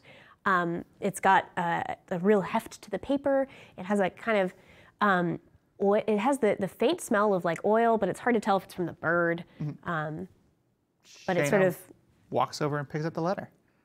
As you open it up, it hums a little bit before you. It's sort of humming with energy, and it lets you know that it has a very standard kind of bureaucratic government form that says, congratulations, it is now time to collect your possessions at the repository. Please proceed quickly to, they give an address, as we would be happy to give you, to show you to your proper belongings. Do not delay, as there is a time limit on these things. There's one letter for you, and there's one letter for you. The letter for you says basically that. The letter for Calvin says, urgent. It is. We are at the limit of time where we will hold on to your assets. Please come get your belongings at the repository, or they will be destroyed by sundown. Oh my God! What? We just gotta go to the repository. Mm-hmm. What is a repository? It's a place where people reposit things. Okay, that was unhelpful, and you know that. Yeah. The room is starting to get darker and darker, and the mists are sort of... Let's go outside. Okay. It knows that your business is concluded, and as you step through the water again, you step back out fully clothed and dry and feeling really refreshed. You, certainly having sat in the paraffin wax, feel like your skin is just fresh and new and lovely. And Papon it kind of gives you a look and is, I think it's ticker taping out, right? And so it's going to be reading your thoughts. So I love this bird. Excellent. But it's, it's probably only 3 hours till sundown, so you gotta hustle to the repository if you want that stuff. Oh God, I only have a couple hours. I don't even remember repositing things. Our stuff. What stuff? Yeah, the repository can be stuff you've set aside. It can be stuff other people set aside for you. This is a kind of a place you've known people to pick up, like wills, sort of last, like leavings and stuff. Yeah, somebody's left something there for you, obviously, then. Oh, okay. Yeah, that sort of thing happens all the time. Wayne got some, no, I don't remember Wayne. A friend. I think a friend got some pants at one point. Well, you've got some pants now, so let's get booking. Sure, yeah, cool. Let's go. So we see Shayna and Calvin sort of hustling into the distance. Is there anything we want to see on the ticker tape bird of your particular thought processes that we want to share with the audience before Papan flies away? Shayna definitely. What is Shayna thinking right now? Shayna is thinking. I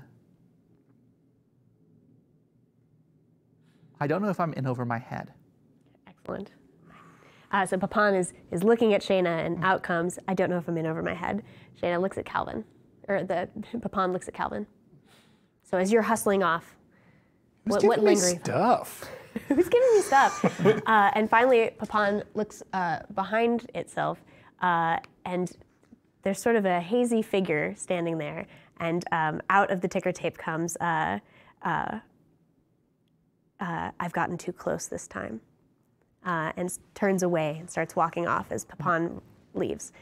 We're going to call a break here, as we need a few minutes before we find out what's all about the repository. But did we want to? I don't know what your plan was for this. I just thought I haven't actually read all the secrets yet. I've read all the headings, but there's one of them that I think is pretty important for me this season, and I need to read it so I could. How about this? We're going to come back from break, and Darcy has this envelope of secrets, and we're not going to say any of the secrets on the channel. No.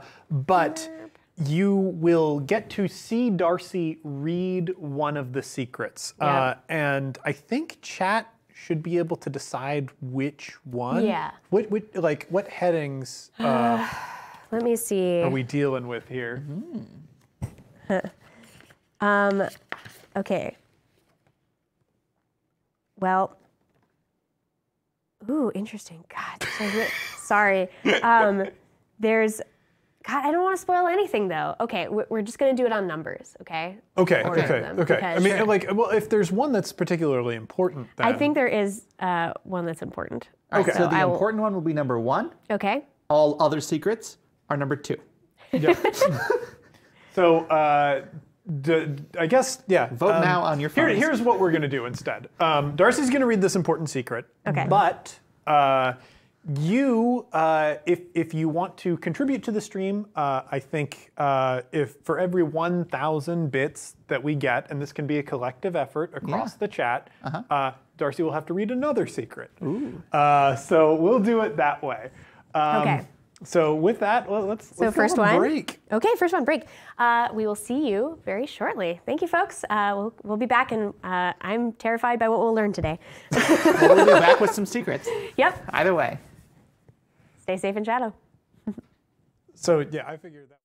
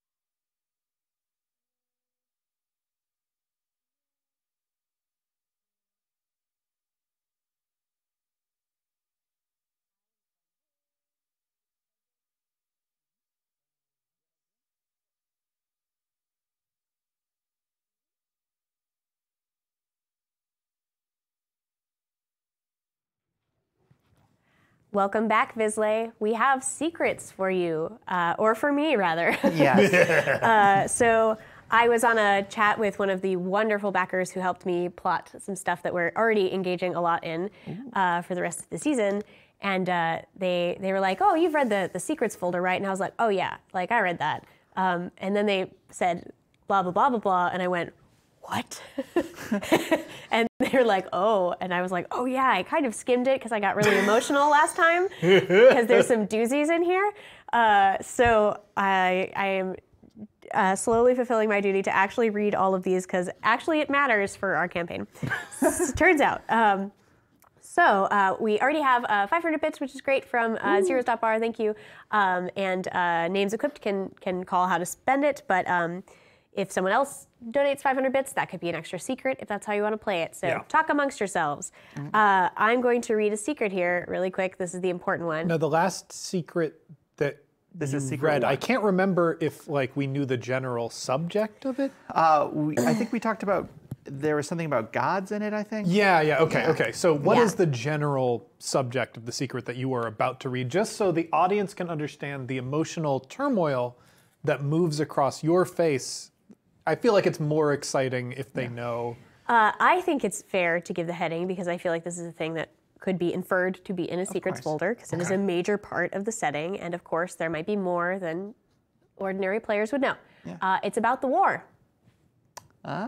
It's not as though we are don't talk about the war. constantly dancing around and going back to the war Yeah, in our this game, it feels pretty relevant Yeah. to know about the war. It is. That is all I will say because I think anything else gets into more for spoilery sure, territory. For sure. So Darcy will begin reading about the war. Yep. So the things that I guess I don't know about the war, like I would imagine, just based on the way the city is set up, like you've got the Thaw, you've got the Deathless Triumvirate. I would kind of feel like the Deathless Triumvirate, like, helped win the war? Because, like, why else are they in charge, you know? Possibly. It could also be sort of like, because I know there's this spell that made everyone like forget about like the enemy and like who they fought basically. So it could be like they were like losing the war and like forgot, or they were like some terrible conquerors who came in and actually used the hate sys and were awful to people. that last sentence is a doozy. Oh. Wow. Thank you. All of that was very important. I should have read it a long time ago. All right. Oh my God. At some point, I'm gonna have to show you at the end of the campaign or something. Oh. You're gonna need to. This is the secret that I'll probably have to show you if you're up for it later on. But Yeah, sure. yeah, that's a big one. Why not? Oh God. Okay. Yeah, but cool. I think the problem though is that if you do show us the secrets, then we each have to run Invisible Sun games. Yes, I want to play. Ooh. Oh my gosh, cool. That's a big one. Yeah, that changes everything about everything. So. I'm glad we have 2 weeks in between this and the next episode. That's all I have to say. It turns out birds are somehow bad. Yeah. Yeah. I'm trying to think of what else would change Oh, everything. man. Invisible Sun is magic, also. That's all. Not about birds. It wasn't about birds. Okay. Yeah. Calm yourself. Wait a minute. Does Monty Cook confess that he is a sorcerer? Is that the last sentence? Is that the last? By the way, I, Monty Cook, am a sorcerer. By the way, hello, James. I, Monty Cook, am a sorcerer. Here are the sooth cards that you have pulled so far. And here are your in the lucky order they numbers, were pulled. 7, Yeah. 13, Ticker tape 24. starts coming out. Yeah, it's intense. I'm not at liberty to say whether Monty has any particular messages for you. I'm so afraid. Confess! Confess! Excellent. So we have 500 bits, which might be for a. They got 1,000. We Okay. got to 1,000. hey. Which next one should I read, chat? Because that was like really intense, and I could use maybe a light one. I don't Another know if intense you know. one. More intense. More intense. Oh man. Wow. You just sort of go into town now? Well, I'm just reviewing the headings again. There are no light ones. That's accurate. Someone had said 214 would be their order, and 2 was the one I just read. One I haven't read yet. Read Secret One. Let's go with one. Okay, Yeah. I'm gonna read one. Thank you, folks. This also is like an enormous, terrifying one. Oh, I think I read this one. Yeah, I read this one. This is Okay. good. What about It's number good. 4? Number 4. Number 4 is supposed to be light, according to Zero. Yeah. I feel like it's a trap. Ooh, yay. Okay, I'm excited. I had seen the heading and I was really curious what that meant at all. So if I can give you an idea about it, it has to do with a particular order. Ooh. I think I can say that. Sure. I feel like, Ooh. yeah, right? It has to do with a particular order. There was another order. What? What? What? What? So. Oh my gosh, this is ridiculous. Oh my God, I want that very badly.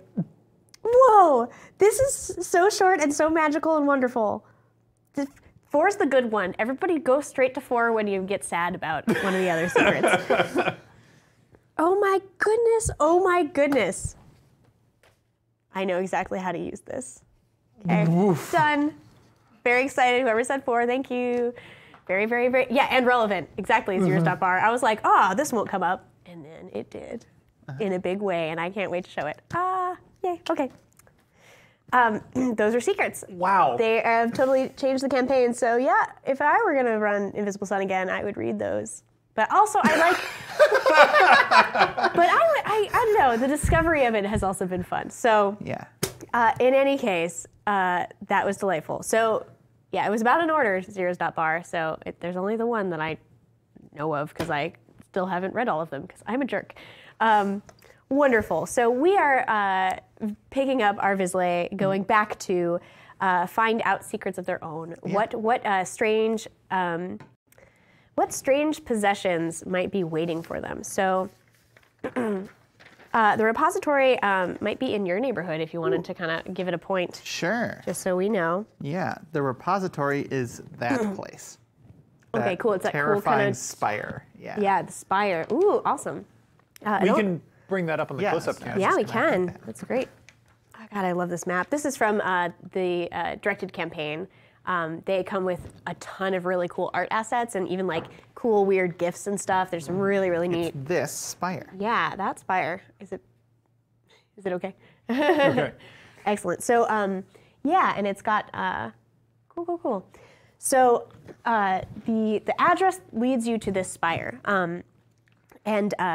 but specifically the little address that you were given on the nice invitation said the alleyway to the side of the spire. So you've always heard that, when people pass, like, oh, that's the repository, you haven't actually been there yourself, Yeah. but people point to that and say the repository. But your directions say specifically, the alleyway directly to, the south of the spire, stepping on, and there's a little sketch of like stepping on this stone and then that one sort of leading you down the alley. So are you guys doing any prep? Are you, as you walk, you're hustling over there, you're gonna go get your possessions. Is there anything you want to do along the way, or are you just kind of hustling? You've got a bunch of orbs now, by the way. Yeah. So many orbs. Yeah. Do you want to get there faster? Do you want to get there slower? What do you want to do? I gotta get there faster. I don't have many things. Okay then. Call a carriage? Ooh, what are you doing? She's You're just, refreshing that sorcery pool. yeah, she's gonna refresh her sorcery pool first, real quick. Very exciting. And we're gonna do Excellent. some more warping of time and space, everybody. Gotta love that. Yes, awesome. Yeah. Hail a I don't certain know how taxi? far? Can't afford that ride. It's I mean, I have to do it at some point. I need to see the full text of it. 'Cause I actually know Yeah, how far it absolutely. can affect. Ooh boy, James, could you reach the key right there? Yes, I can. Thank you. Boom. Cool, warps time and space. The key. It's got my forte in it. Yeah. It's been really delightful to see some of the higher level forte abilities for Shayna. Yeah, they're pretty intense. neat. Yep. Excellent. Chat, is anybody playing Invisible Sun in their home games? let me know. I would love to know who's like gotten to play or run or who's still looking to get to play it. The digital version of Invisible Sun was a #1 bestseller on Drive-Thru-RPG recently. So like, I'm really excited that the digital version is getting it out to lots more people. And the secrets folder digitally is pretty ridiculous. How they handle secrets in that game. So didn't you say that it is like buried under files and files? Each folder exhorting you not to read it more than the last. Wow. It's this nested series of folders saying, no, really, you can't go back from this, and that's very true. It fundamentally changes the game. Yeah, so I think that Shayna would be able to use diverted angle to, because it turns a straight line into an angle. So she's sort of going to more turn an angle into a straight line almost. Okay, nice. Just the path that they were going to walk towards the spire, she just straightens out and aligns so that they could just walk there very quickly. Excellent. So when you cast magic like that, does it just happen in front of you, or does it like, do you move your hands? You know, how does this manifest? It just happens. Just happens. Cool. Perfect. Yeah, it's kind of time and space is always warping in front of you. Yeah. Let's do the time warp again. Oh my goodness. Ooh. That's a flux? Is that what's happening? Oh yeah, I think that's a flux. Yeah, I love it. Flux. Can someone give me a randomizer of some sort? Give me 1 second. So there were like 45 of them? There are more now. Oh, wow. People were filling out their stuff. Thank you. We have... So this is flux on Shayna's directing of the angles. I think so. 58. Yeah, give us a number between something and 58. Draw a card and roll a d8. Yeah. Should I draw something? 27. Okay, cool. Let's go to 27. Oh, wow. Sweet. Perfect. Okay. Thank you, chat. You did great. Done. So we draw the angel card. This is enhancing notions, which is Calvin. It's the defender, so +2 for you. You're double enhanced because the angel is guiding your way. And it's a good thing too that you feel so in control of yourself. The angle turns into a line, and suddenly you're sort of cutting over a lot of the spaces in between here and the repository. As that's happening though, as everything gets a little, the corners of your vision, everything swirls a little bit. Lines, angles don't quite add up. It gets a little non-Euclidean in here. All perfectly normal part of the process. Nothing to see here. However, shadow is leaking in. The Vizslay's shadow memento becomes animate and begins speaking to them. The personality of the memento should match the nature of it. This is from Punquility. I think at the end of this episode, I'm just going to like list off a bunch of the cool things we've been using from backers, just because there's been a lot of them. Yeah. So your shadow memento is? So it changed. I think it is Calvin's phone. Okay, now. Calvin's phone. So it's becoming animate and speaking to you. Is this both of ours or just Shayna's? I think both of yours. Both of yours. I was going to say, yeah. All right, awesome. So yours are a pair of glasses. Are a pair of glasses. Yeah. Goodness. What do you think their personality would be like? Glasses is a nerd. Yeah, I mean, very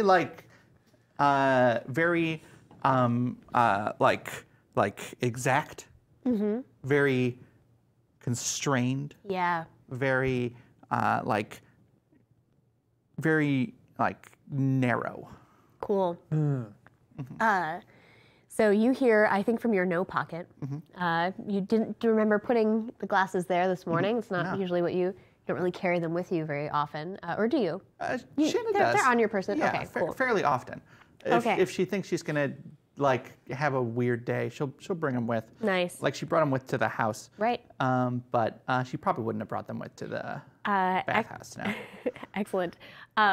They start saying that was sloppy work for one as well trained as you, coming from your pocket, and for you, you just hear buzzing, but it's not buzzing. It's someone saying buzz, buzz, buzz, buzz. So some weird stuff. You both can feel the change in the course of magic as things start to go wrong. This is not normal. Nothing's normal. Buzz.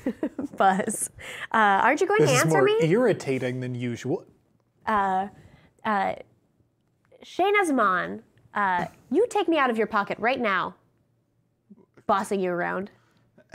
There are people on the street that you're passing now that you've sort of you've made your shortcut and you're now a block or so away from the repository itself. There are people giving you a lot of weird looks for having strange voices coming out of your pockets. Shayna, You've got 13 faces. My word. Giving me weird looks. Buzz, don't be rude buzz. to people. Shayna reaches onto her pocket and pulls out her glasses. Excellent. They're animate, so I think they've got little floating eyebrows and like maybe pupil sort of and pupil and iris sort of hovering behind them. They're not your pupil and iris. They're other eyebrows and facial features, but they sort of scowl at you and say, live up to your potential, Shayna. I am? You sound like Ari Aloha. The glasses, I think the eyebrows just flip onto the other side of the frame to look at you from the other way. And they say, what do we have here? While the phone is desperately, please give me attention. Please. I just pick me up once. Open, there's so much I need to tell you, Calvin. Oh my God. Calvin is like going through his clothes trying to find where this voice is coming from. So it's just causing chaos. And you can feel it starting to vibrate, but also maybe it's moving around a lot in your clothes, and that's unsettling. And so you think you've caught it, and then it sort of runs down your leg, and it's sort of buzzing by your ankle, which is very disconcerting. The glasses turn back at you. What do you have to say for yourself? What?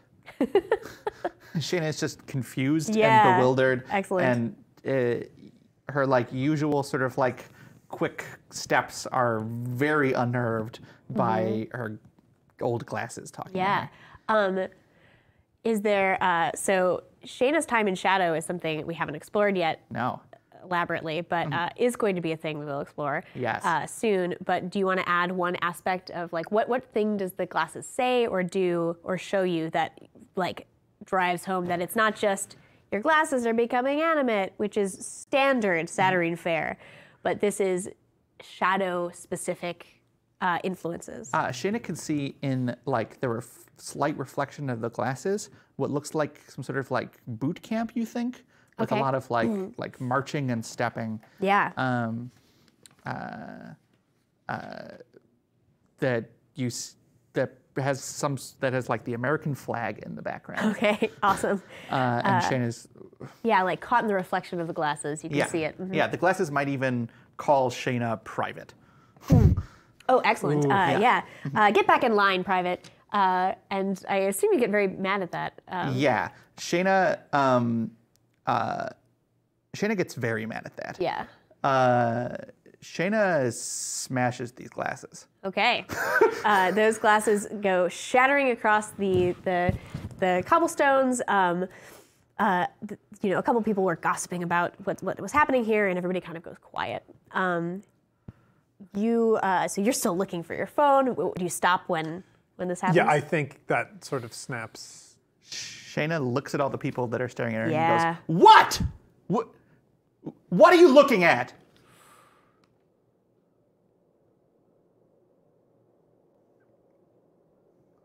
You. We were looking at you because you were very loud. And you broke something. Buzz. Please pay attention to me, Calvin. I cannot deal with this right now. Yeah. Calvin, give me that fucking phone. And Shayna reaches towards Calvin's pockets. What? Stay out of my stuff. Never. And she just rummages through his clothes trying to find this phone. I think you are a seasoned enough fighter and otherwise, And pickpocket. pickpocket, and also very motivated. And so you catch. What does this phone look like? Does it look like modern cell phone? Yeah, it's just a modern cell phone. Does it have any like keychain attached, like a little doohickey, or is it very? I mean, it did, but it broke.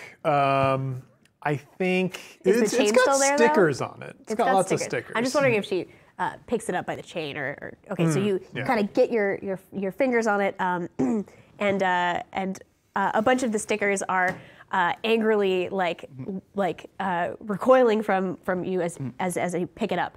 The phone. What should the phone's face look like? What do you look like? I think it's like landscape wise. Yeah.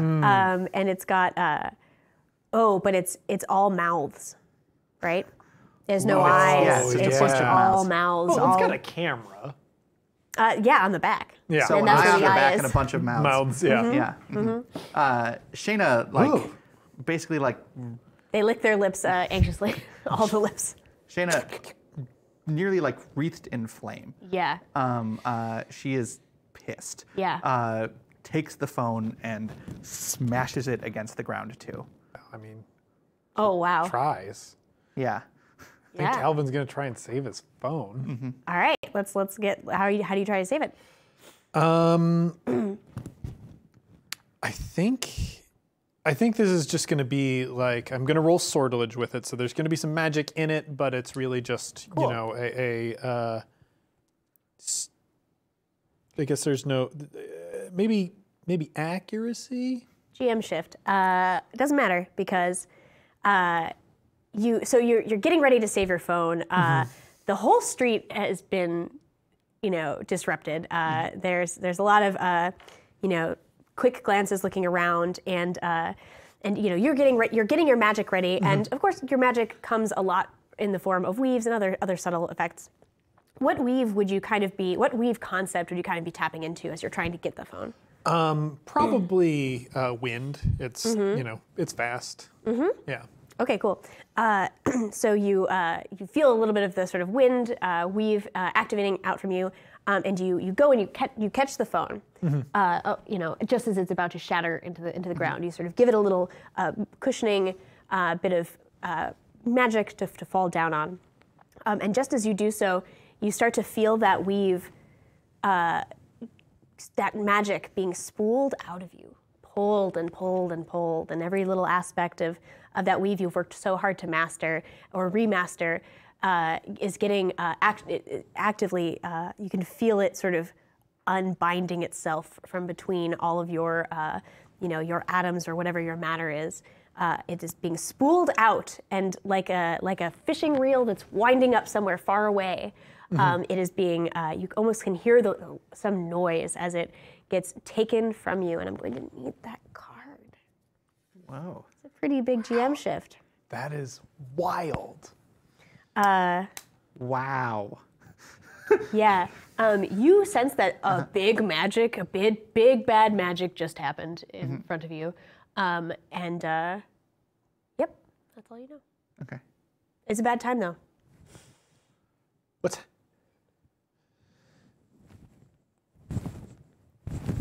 You can see Calvin trying to grab at the wind, and it is just not coming to him. Yeah. Shayna's breathing very heavily and sort of realizes that something is going on with Calvin. What was that? I don't know. I don't. Calvin starts looking around. Is there anything that he would be able to see? Should I roll a You perception? should roll, yeah. All right, I will spend. And you're good at, you have a skill in sort of trying to figure out what manner of magic. Yeah, so I've got comprehend unfamiliar magic. It'll count here. And you're enhanced because of your angel. You're actually thank double goodness. enhanced, so you have 2 venture there, 1 that's venture for comprehend. 4, 5, and 3 for my comprehend. So that's 8. Wow, that's great. Wow. Okay, cool. So you can maybe tell me how you sense it, but this is a weaver's magic, a horrible weapon of a weave coming out at you commingling with your weave and taking it away. It reminds you, somehow you know that this is the work of a loom. You can tell me how you know that, or it just, old memories bubbling up. Yeah. I kind of think what happens. Calvin has definitely faced a loom in his past life, and feeling this weave atrophy away from him, getting weaker and weaker to the point where he could barely grasp it, set him on edge, set him on alert. And I think like a spark of that flame that surrounds him in tense moments awakens, and he quickly and instinctually, as the wind is slipping away, and I can roll for this if you would like, he is going to grab it and tie it around his pinky. So he's not able to use it, I like but that. he's got a line on where it's gone. Nice, that's perfect. Yep. Cool. So he's essentially gets And that's tugged. a cool piece of magical nonsense you just did there. Yes. I'm almost imagining, as you're watching this happen, Calvin kind of sinks into that old Calvin, carriage and stuff that you've seen before, right? That intense mastery, that warrior of the war, sort of sinking into a really refined bit of magic that he does by rote muscle memory. And then, of course, because it tugs on his finger a little bit, he gets pulled immediately forward into a puddle. Oh, yeah. Now, he will look up, through the crowd, and he will see the, I think, silhouette of the person that he knows. Yeah, of the woman who has done this. But people pass by, I imagine. And it's very busy. It's it's about to be sundown. Lots of magical things start and end. Then it's a busy time. Do you see who did it? a little. Where are they? They're gone. Can this lead us to them? Yes, we can find them. The sun is starting to set. But we should be prepared. You want to go to this repository? I think it's what Librelite would tell me to do. So I'm not going to jump in head first. Let's go to the repository, and then we'll deal with this. Who am I to discount your husband? Let's go. All right, both of you feeling a lot worse for wear, other than the simple errand that you were sent on to go get these nice items. As Shayna leaves, she definitely does sort of scoop up some of the bits of the broken glasses and sort of puts them in a pocket. One of the many. Excellent. So you arrive at in front of this little alley between the spire, and now that you see it, it's a circular building, and so it shouldn't actually feel as tunnel-like as it has a feel for. I'm going to draw a new card.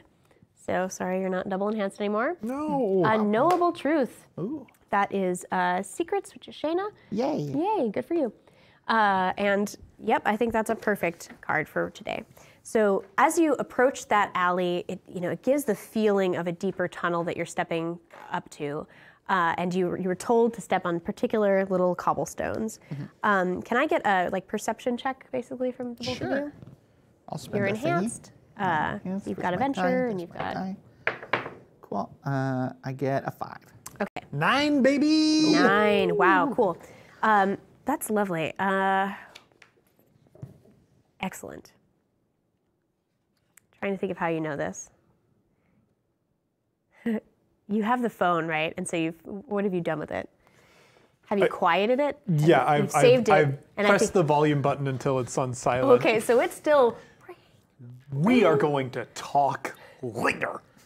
Excellent. And it's just as you hit that last little volume button down and are sort of facing the alley that you notice, instead of hearing blissful freaking silence, what you hear, you're focused on actually getting us to this place, because there's some complicated kind of spatial tomfoolery happening. And as you turn that last bit of volume down, this thing had been going in a certain rhythm, ring, ring, more annoying, each one more annoying than the last, but at a particular rhythm. And then when it should be silent, you heard a click, click, click, clack, click, click, click, clack. A very faint mechanical noise coming from deeper into that alleyway. So yeah, you start sort of leading them in. It gets darker and darker, and it seems like, you know, where you could see beyond this little alleyway into the next square over, it kind of fades into darkness and kind of lights up again, and you're in a really tight stone corridor, you know, like an alleyway between two really, really tight buildings with a really high roof. And now even, you know, you had initially heard that clacking, and as soon as you kind of get past the initial part of that alleyway, you start hearing it too. Some clicking and whirring. That's still kind of faint. It's not super close up. You're walking past these sort of stone walls, and then you can see they're turning smoother and smoother. Is there anything you're doing? Are you worried? This is according to the instructions, you're going the right way.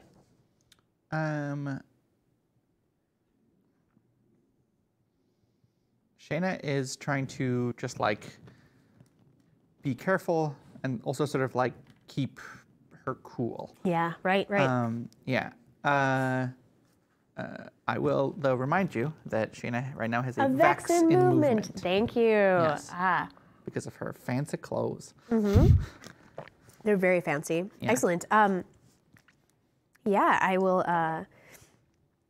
I'm thinking. I think I do want you to spend that as you're getting closer and you're looking at the smoothness of the walls. You know, your gaze is up, and there's a very particular path of stones you're still kind of supposed to be stepping on, a rhythm, a pattern. It's of course got a lot of prime numbers and it's very complicated, but you know, it's pretty standard stuff. It's just math. It's just math, just non-repeating, endlessly complex and circular. What's a few non-repeating primes between friends? I need that cross-stitched. Please let me have that. So you step on the wrong stone, and for a moment your foot is held, and so Calvin, you go a little bit further on, and just sort of looking around, you kind of don't notice that Shayna gets caught up for a moment. This is all the scale of it gets very eerie, and so you sort of see first. This is not a very good use of Vex. I'm not good at it yet. It's like smaller than a GM shift. I think it's mostly like if we were in combat, that was a great time to trip you. But instead, you kind of just get caught by a stone. What are you? I do want to know, like, how do you react to that though? Because you're still trying to get your cool. So like the fact that your clothes kind of trip you up, does that put you in a worse state, or are you just resigned? That definitely puts Shayna in a worse state. Okay.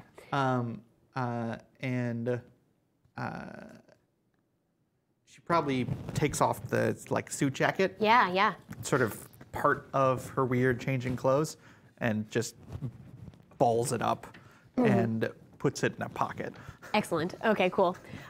Super frustrated, shoves it up, and as we cut back to Calvin, so you can see that Calvin has stopped before the first real mar in this perfectly smooth wall that you've sort of been walking along now, and it's a little wooden door. It's actually quite little. It's kind of maybe comes up to your chest. I'm not sure what your height is. So are you much taller or shorter than Calvin? How tall is Calvin? Like 5'9".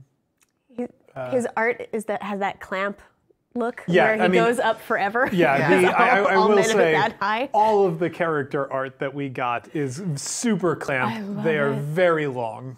They're long people. Yeah. I mean, he's even taller with his hair because it's so big. Yeah. So indeterminate. All right. Yeah, Shayna's probably like 5'7".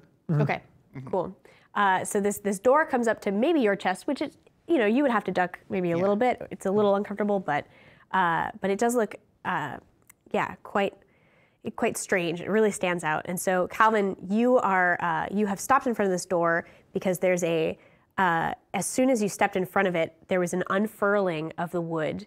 You saw that knots in it sort of unknotted themselves, and all the lines started sort of as though it was as though every knot and mark in this wood, the sort of natural wood of the tree that this would have been made out of, was like yarn that had been, cast upon it and gets untangled before you. And a little hole opens up in that door, and staring out at you from that hole is an aged porcelain mask, like an aged porcelain like doll face, with no hair and with a piece of it missing in the cheek. You can see that there's all kinds of mechanical contraptions behind it, and it's looking right at you with its weird vacant eyes, expectantly. I was given this letter, and I'm supposed to collect some property? There's a whirring as an arm sort of snakes itself out through the little hole that's opened up in this door. Is the hand doll-sized? It's more like a, oh God. That's terrifying. What it looks like is that this porcelain clockwork and automaton sort of looking thing is actually hunched down to look through the door at you. So it actually looks like it's kind of average, for what constitutes average Vizsla height, God only knows. Yeah. But it is a little bit shorter than you, but not 9'4", miniature. average Vizsla height. Yeah. Yeah. Well, they have to account for Apollo. Exactly. And an impossibly large. It's hollow, yeah. Really, it's kind of an outlier. Yeah. Yeah.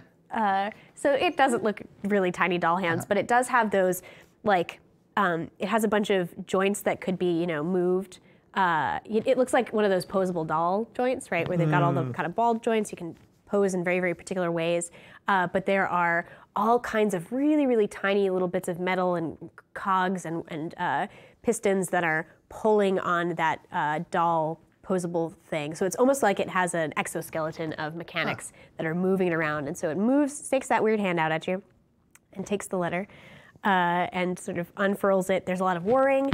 And now that you're closer and, you see Calvin, how does Calvin look? Is he taking this in stride? Is he like... He's trying to keep his cool. Okay. I mean, this is more weird Vizsla crap. And he's been through a lot of it, so... As stalwart as he gets, Excellent. He's being. Perfect. There's a like a louder clacking noise as you That can makes see. him jump. Yeah, as it starts to, you can see the sort of eye sockets shift a little bit as it seems to be reading and taking in the form. So you can see that this door is still closed, but it's got a weird knot that's kind of opened up in it, and it's sort of smoothened out bits of the wood and removed it back, sort of had pushed the wood away. You can see that there's sort of a darkish room behind that seems to have some activity going on, but the mechanical contraption is kind of taking up a lot of your sight. So it seems to be reading your letter very intently for a moment. Do you all patiently wait? Do you talk to it? Do you ask anything? So you give it your letter? Yeah. And it's reading it now? Yeah, they're reading right now. Okay. It didn't look like it had eyes. It doesn't look like this is a repository either. Have you been to the repository? I mean, no, but like everything I've heard about it, I don't really hear about a lot of weird doll hands. You are late. No, I'm here before sundown. The grace period is still in effect. You are late by 122 years, 11 months, 3 weeks, 5 days, 17 hours, 38 minutes, and 45 seconds. Calvin Weaver. Please, come inside. Sounds like you're late. I want to disagree, but it sounds accurate. Lots of whirring and clacking and mechanical sounds happen as that door kind of swings open. A long arm kind of reaches out, asking for a letter from you. Charmed, I'm sure. And Shayna hands it the letter. Excellent. With a mere touch, this one says, we were expecting you at this time. Thank you for coming so promptly. If this thing could give salt or shade from like... Oh, I'm picking up what it's putting down. You're picking up what it's putting down. It's not liking Shayna it. gives a little salute with the letter that got handed back to her. Excellent. She walks behind Calvin. What you see as you enter is a kind of like dusty, musty room that's pretty dark. It seems to be lit by kind of high, small windows that are all like have too much dirt caked on them to really let much light through. So that's just sort of shining down. There is and so you're in this kind of like crowded, dusty, musty entrance. But further in, you can see that there's more light coming in with a big skylight. You can see the kind of natural light coming in. There are beautiful marble pillars in there, and there are a bunch of ornate mahogany desks lining those walls. And that faint clicking sound you've been hearing pretty consistently seems to be just dozens of these porcelain figures carefully working away at with different papers, writing in giant ledgers, and doing various kinds of administrative work. The one who greeted you seems to be in pretty good condition. There's sort of a chip missing, but otherwise is kind of pristine, whereas a lot of them are kind of have various states of disrepair, cracked, kind of caked on, and some of them move a little slow and a little eerily. This one welcomes you in. So what do? It's just going to start walking in a direction basically toward that atrium, and there seem to be hallways going off of that. So, are people this late very often? There's like a slow turn of the head toward you, like for a beat, and then it turns back and continues walking. Just does not even deign to answer that. It does say to you, have you been to the repository before? No. Yeah. Like clearly Calvin has not. A lot of people don't. I'm not generally a popular person when it comes to parceling out wills. Oh, well, our work takes us through many different types of utilities. Now, I will be showing you into the room where you will pick the door. This is a security measure that your affinity for a particular door will unlock the room in which your possessions will lie. Okay. It is a simple process. I simply ask that you remain calm. Excellent. What's behind the other doors? Goats? Ooh, turning something into a flux. Goats. This is the Monty Cook game, not the Monty Hall game.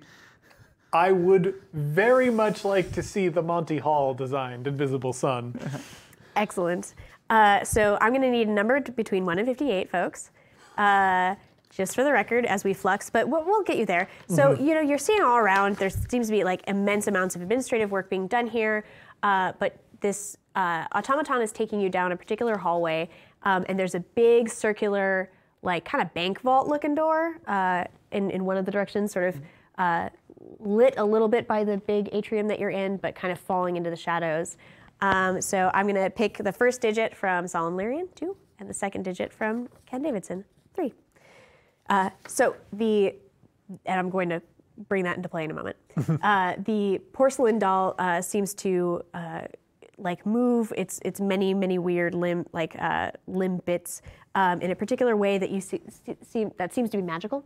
And the big circular door like creaks open with lots of whirring and clicking. A lot of the porcelain doll things kind of look up at you in interest and then get back to their work. So 23. Oh, that's awful. That is way powerful. Oh my God. I remember one from like last season that just killed people. Oh, yeah. I'm going to read you the one that I am not picking because this person was one of the Flux backers, so they submitted 2. I'm going to pick their other one because it's a little less game breaking. This is Mike Carlson, Neoculist. The one that I'm not picking is the character's background and history is swapped with someone else. Holy cow! I love it. The one I am taking is the character's personal soundtrack plays audibly to themselves and those around them for a scene. So as that door opens, you look down, and actually, is it left? Is it right? You basically have walked into kind of an Escher-style vista full of strange, staircases and ramps that all lead in different directions, and no 2 doors, all of which have an immense variety, are on the same plane or in any way kind of properly orthogonal to each other. There's sort of this total big, massive, weird room full of weird doors and ramps and ways to get there. So that's all going around. You can hear the clicking behind you. And what song or what music kind of starts to play. I kind of want it to happen for both of you, so maybe you're each hearing your own, like Yeah, sure. it plays for you. Well, it's audible to everyone around us too. I bet they hate it here. I'm trying to imagine so I'm not too much of a music guy. Maybe you don't hear your own. You know, you hear Calvin's. Calvin hears yours. All right. Right. Well, I have an answer for Shayna. If you, I'm if so you want to take that excited. Yeah, thing. go for it. What? Yeah, so Shayna would hear, I think it's called Valentine. It's a song by Justice. Oh, cool. Yeah, so a like sort of driving electronic song. I love it. I love it. I mean, Calvin is in kind of a This is cool. weird moment where he's under attack. That's basically his whole life. You know what? I think it's the Helplessness Blues by the Fleet Foxes. So it's Ooh. like kind of folky, indie sort Got a bit of of drive stuff. to it. Yeah. Awesome. So I think as soon as you cross the threshold, like that's when maybe that's when the magic comes into play. So we can each have an entrance. The porcelain sort of caretaker, it says, you will know when the right door is before you. Simply enter it. And now that I have your letters, you will be able to take the parcel and leave. I do recommend you do not hesitate. You are within these walls, but we really do prefer if you get that parcel out before sundown. Yes, sure. Okay, very intense look. Looks at you. I'll make sure. Excellent. Yep. And sort of twists their head around and then their torso and then their legs as they walk back out. So they've let you in on this big weird room. To the left, Sure. Shayna steps in time with the music that Calvin hears. Excellent. Both of you can feel you're being drawn towards something. You definitely, immediately, some of these doors obviously don't feel right. Some of them feel downright bad. You feel some kind of pull, and you are feeling pulled in different directions. You're hearing different music, so it does seem kind of immediately clear that the door, although you came here together and they were expecting the both of you, your doors will probably be different. So, what we're seeing here are like weird, big, like, prison security doors. We see strange little like kind of hobbit hole doors. We see like a dollhouse, like little like fake painted doors are sort of in some places. There's revolving doors. Any other door types that you're very excited to see? Stained glass doors. Oh, beautiful stained glass. Iris doors that. Yeah. Oh yeah, gotta love it. So tell me about the door that you find yourself in front of as you walk to the driving Justice music. Oh yeah. Go to town. You're gonna draw a card. I'll do That's the way to do it. I wasn't even going to draw a card. Oh, you're just gonna find something? Oh boy. Yeah, no, I'm wondering, Darcy. It depends on what's behind this door, really. Are you I gonna know. Pick a scary door. Yeah, there's a card that's essentially just the scary door, and it was a card that Calvin got when he was confronted with perhaps learning. If this is on the top of the deck, I'm going to be so fucking furious. With perhaps learning. With perhaps learning like the secret that he learned at the edge of creation. No. The was close, sealed though. door. Okay.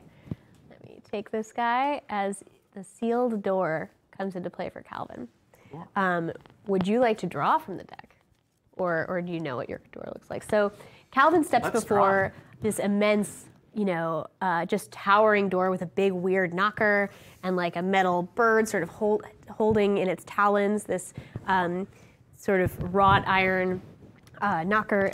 It's almost too high to even reach, but it is really imposing. So you feel very, how does it feel when you approach it? Well, Calvin stands in front of this door and like he is hearing this music, but this door has a presence that drowns out the sound around it. Cool. So like he can hear the music faintly in the background, but he's just being overwhelmed by the sense of this door. And even past the music, past the presence of the door, he hears the ticking of the tyrannical clock. Chunk, chunk, chunk. Oh, he sure does. Okay. The questing knight. Oh! Super cool. That was almost yours, right? Yes. I love this. This always looks very snail-like to me. Yeah, it I think it's does. supposed to. It's kind of swan, but it's got the Yeah, that filigree. excellent.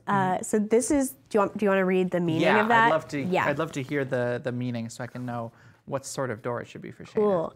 I may start narrating what Calvin finds. If you want to yeah, take a go look for at it. the questing knight and help me figure that out. Yeah, So Shayna's door can be a little bit past. yeah, how do you open it? So you feel that relentless ticking of the tyrannical clock, almost in your bones. You're not hearing it. Everything is a little quieter here, but you feel it. But you know that there's a pull Yeah. happening to you. I mean, there's a huge part of him that does not want to open this door. Yep. That knows that opening this door could change things. He takes a moment to think of Librelite. He takes a moment to reflect on his adventures thus far. He thinks about the time in the clock shop where he was confronted with this secret in another way.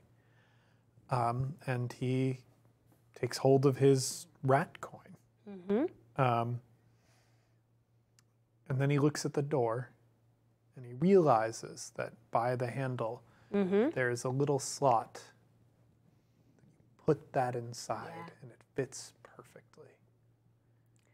As it swallows the coin and perfectly becomes flush with the rest of the door, it doesn't swing open or anything grand like that. It's a quiet, like it has the sensation of a sigh of relief, of release, of a little bit of breath going out that you didn't know you were holding. It silently just swings open just a little bit, gently on a hinge. So gentle and tender, so unexpected from such an imposing door.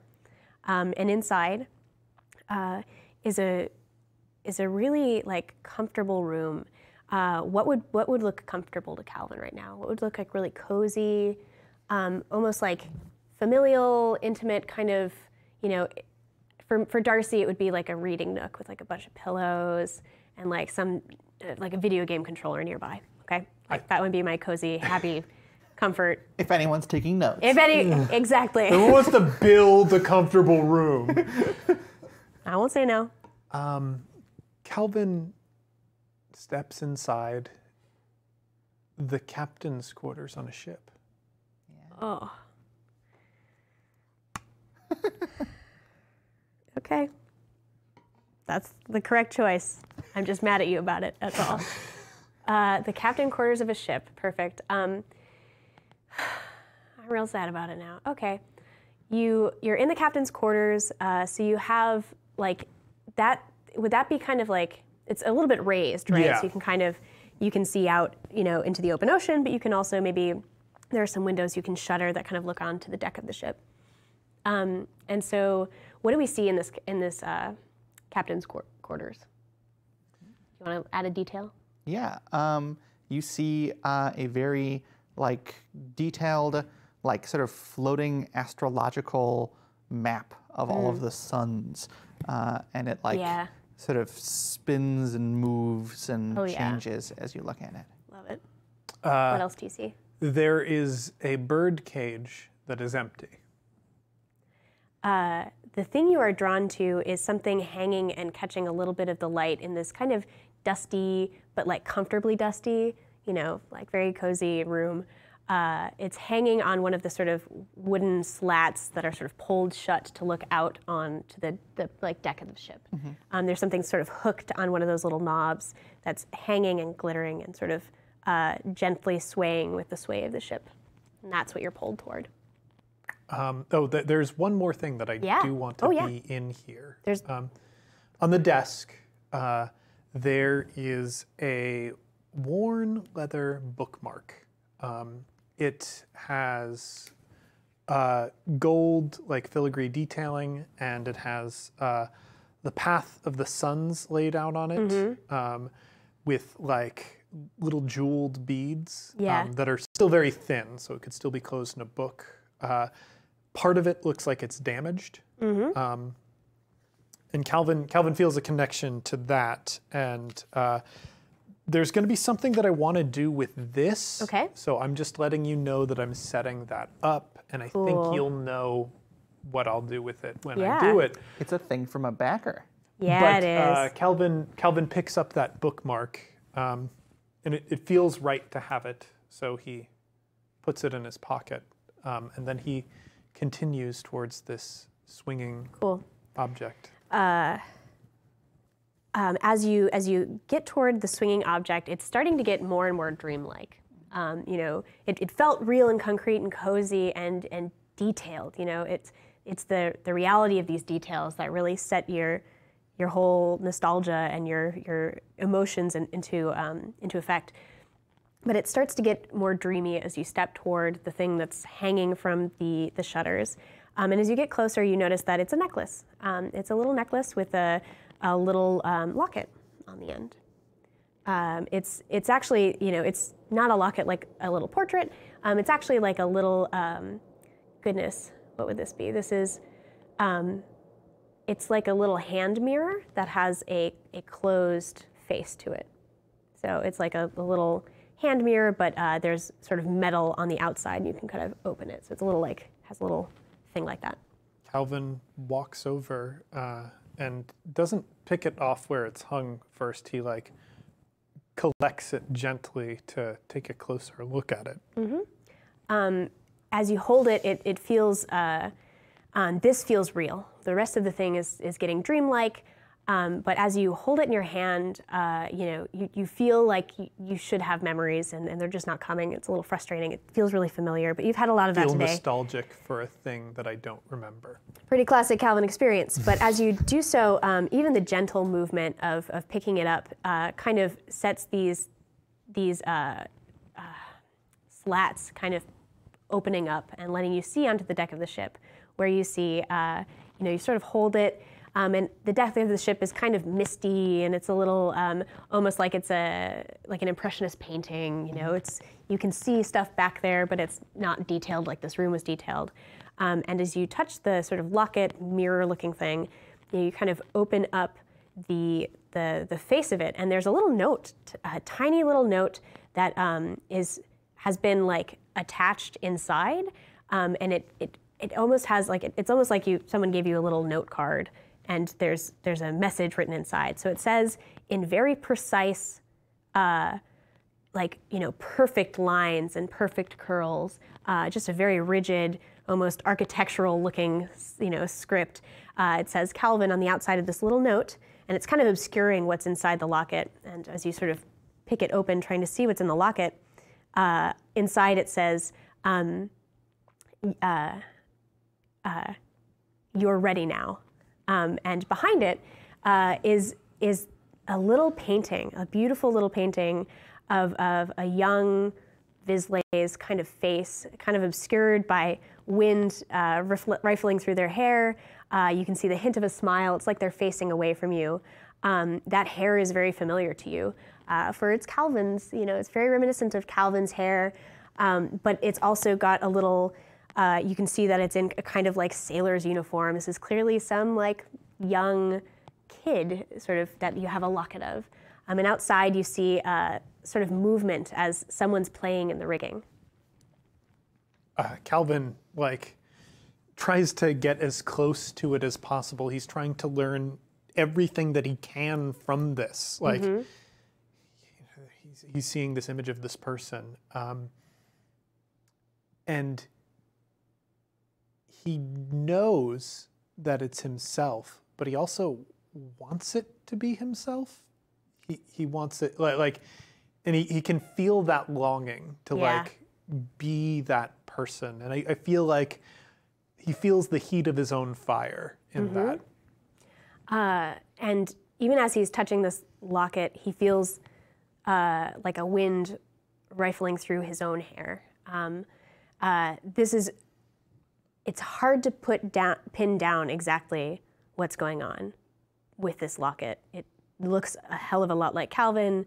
It feels very intense. And you can see that there's just this movement in the riggings, like someone's out there in the riggings. And is that you? Is that something else?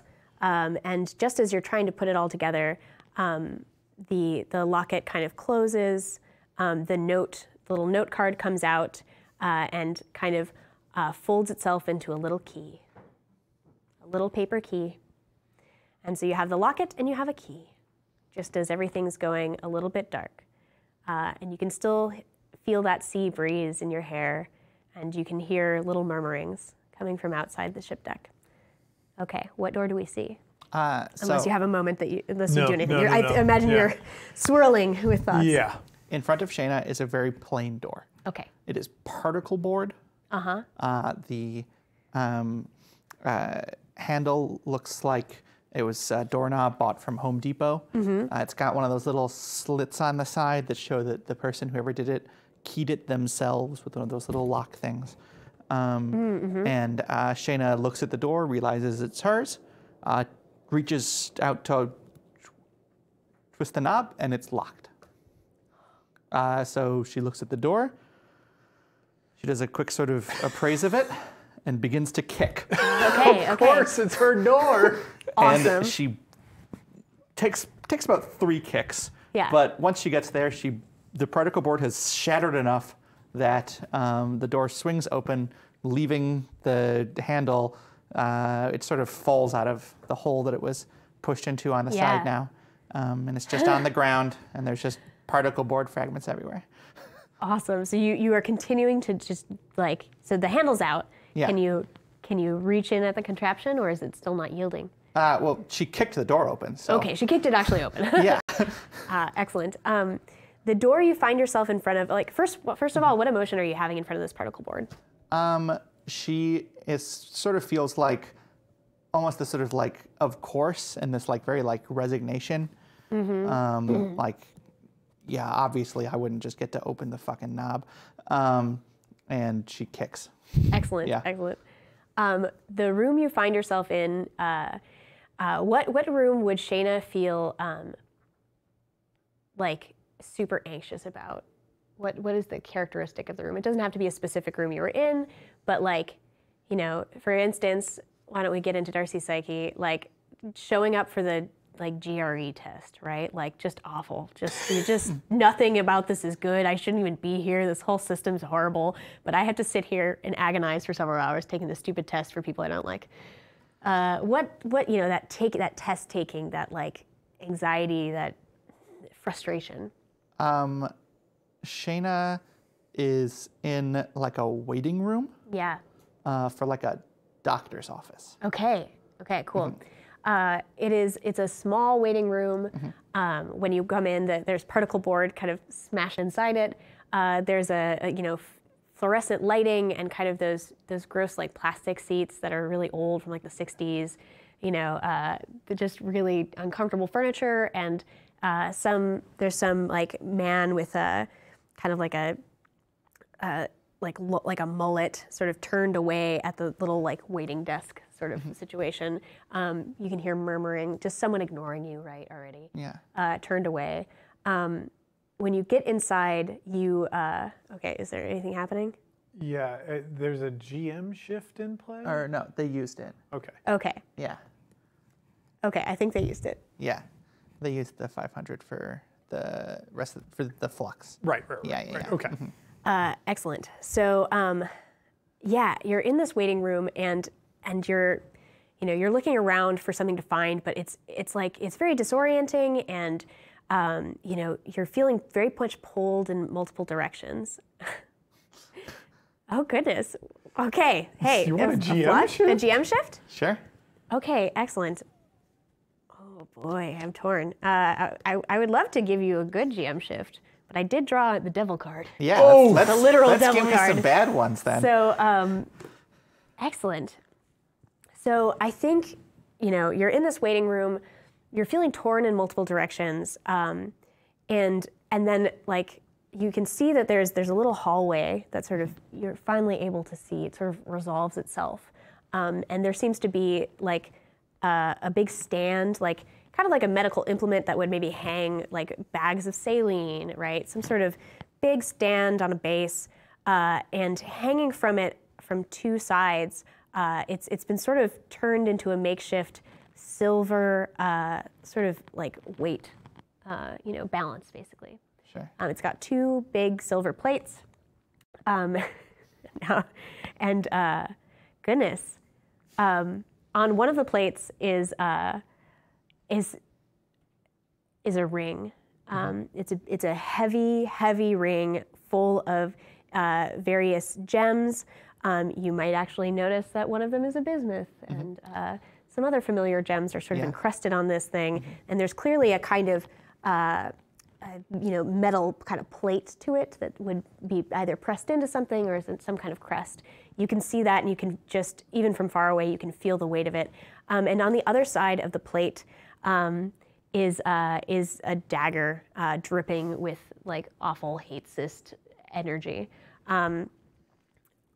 So this is a very clear, simple, puzzle they're trying to lay before you, which is obnoxious. So you start walking toward it. This is clearly what you're being drawn to and asked to maybe make a choice. Yeah. But who from your past is there that makes that choice much harder? Who did you fail? And not your queen, someone else, a minor character in the story of your life, your story which has been so big of wars and of fighting the Deathless Triumvirate. Who small did you fail and leave behind? There is a young man. He's got like a bright blue crop of hair. Yeah. He's got like a book sort of clutched tightly to his chest. Yeah. And he looks up at Shayna and goes, "Oh, I did not see you here, Master." Oh no. Yes. This is Shayna's apprentice from when she was in the Vance. Excellent. What? Yeah. Oh, have we not revealed that yet? We have revealed that Shayna was in the Vance. Okay. Yeah. But not that she had an apprentice. No. Excellent. Blue crop of hair, looking very earnest. Yeah. And looking up at you. Such an OC. Such an OC. It is such an OC. Very good. Uh-huh. I've prepared the ritual as you asked. He seems to be telling you about some ritual that is not what is in front of you, just dreamlike, right? Like, he's describing some enormous summoning ritual, but instead it's this clearly very personal balance that he's referring to. There's just, of course, the matter of an energy source. Yes. And you set this up yourself, Michael? Exactly as you asked. Your notes were meticulous, and I followed them to the letter. My notes, of course. I wouldn't fail you. I'm so close to moving up in the order. You know that. Yes. The order wants you to take on another apprentice. I will not stand in their way. Well, we'll see. There's too much going on. You know how important this is to me, to everyone. Yes. Looking earnest and so happy for you to try out his, or to enact the ritual. Shayna Just the walks matter of the power source. towards the scales. The power source. She looks sort of towards the bottom of the like stand. Does she see is there a place to put something there, something to slot in, something to plug into something else? Is there anything down there?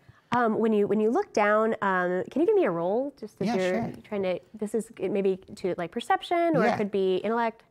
Do you want to spend any? 2. Cool, 2. And this is a nemesis, so you're all... Double diminished. And it's a nemesis of you, of course. So a 0. Yeah.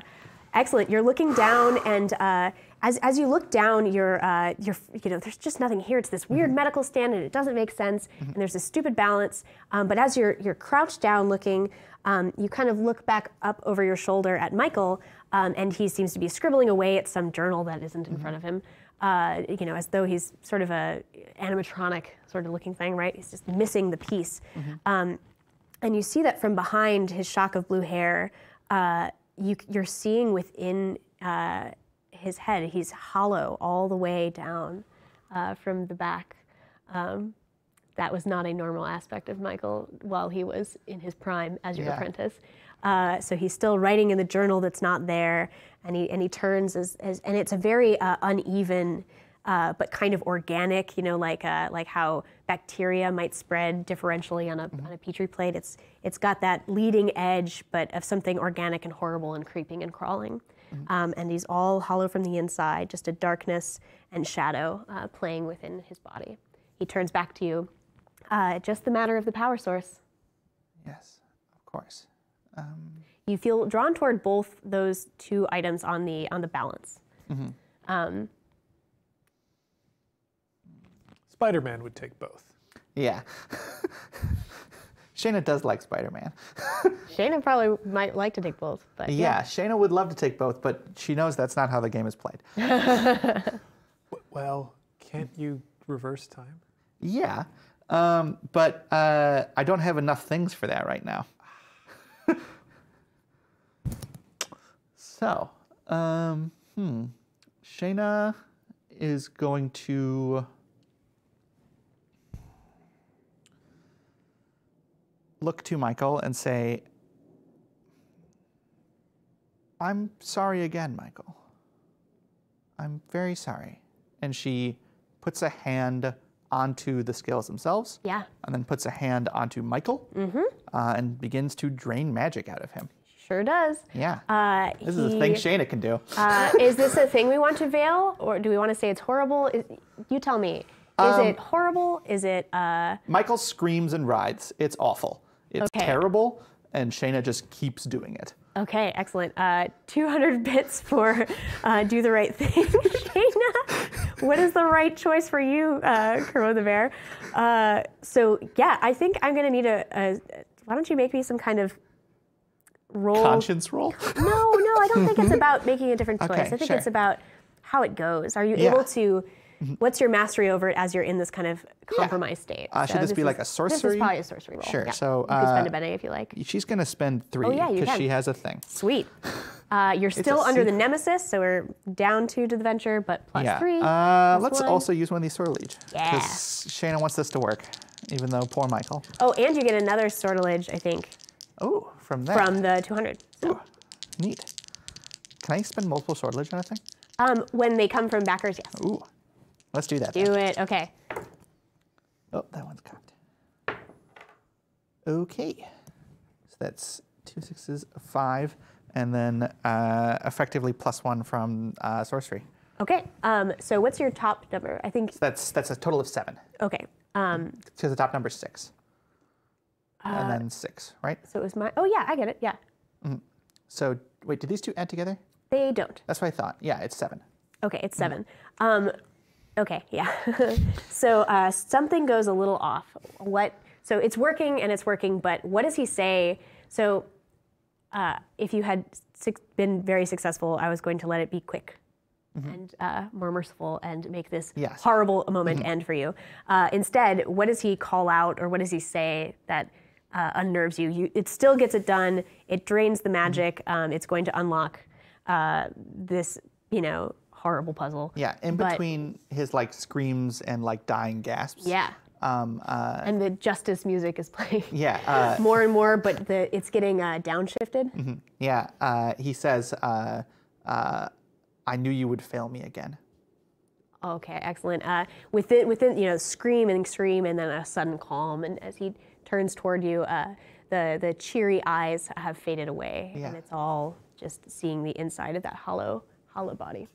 I knew you would fail me again. Excellent. So the clearly you feel the sense of some ritual taking place, as though you were doing a standard, cool, fun, Vance, experiment. Fun Vance stuff. Fun Vance that stuff. involves feeding your student to a spell. Yeah, exactly. So what happens is the scales sort of start shifting a bit, and the ring sort of comes floating out at you, and the dagger comes floating out, dripping hate cyst at you, and they're sort of waiting for you.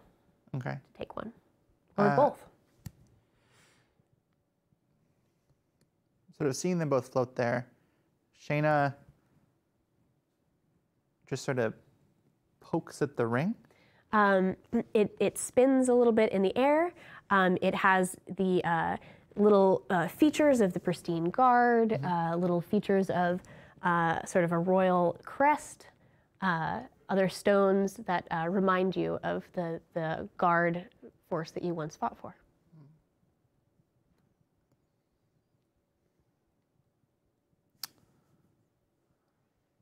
It seems to have a heaviness to it. Yeah. But also a power of a sort. It's a different power than the dagger dripping hate cyst. Shayna looks at the dagger and looks at what's left of Michael. Yep. Slumped down to the floor, but his head is still lifted looking at you. And she sort of looks to the corner ashamed and takes the ring. As she takes the ring, you can feel that crest almost burning into the palm of your hand.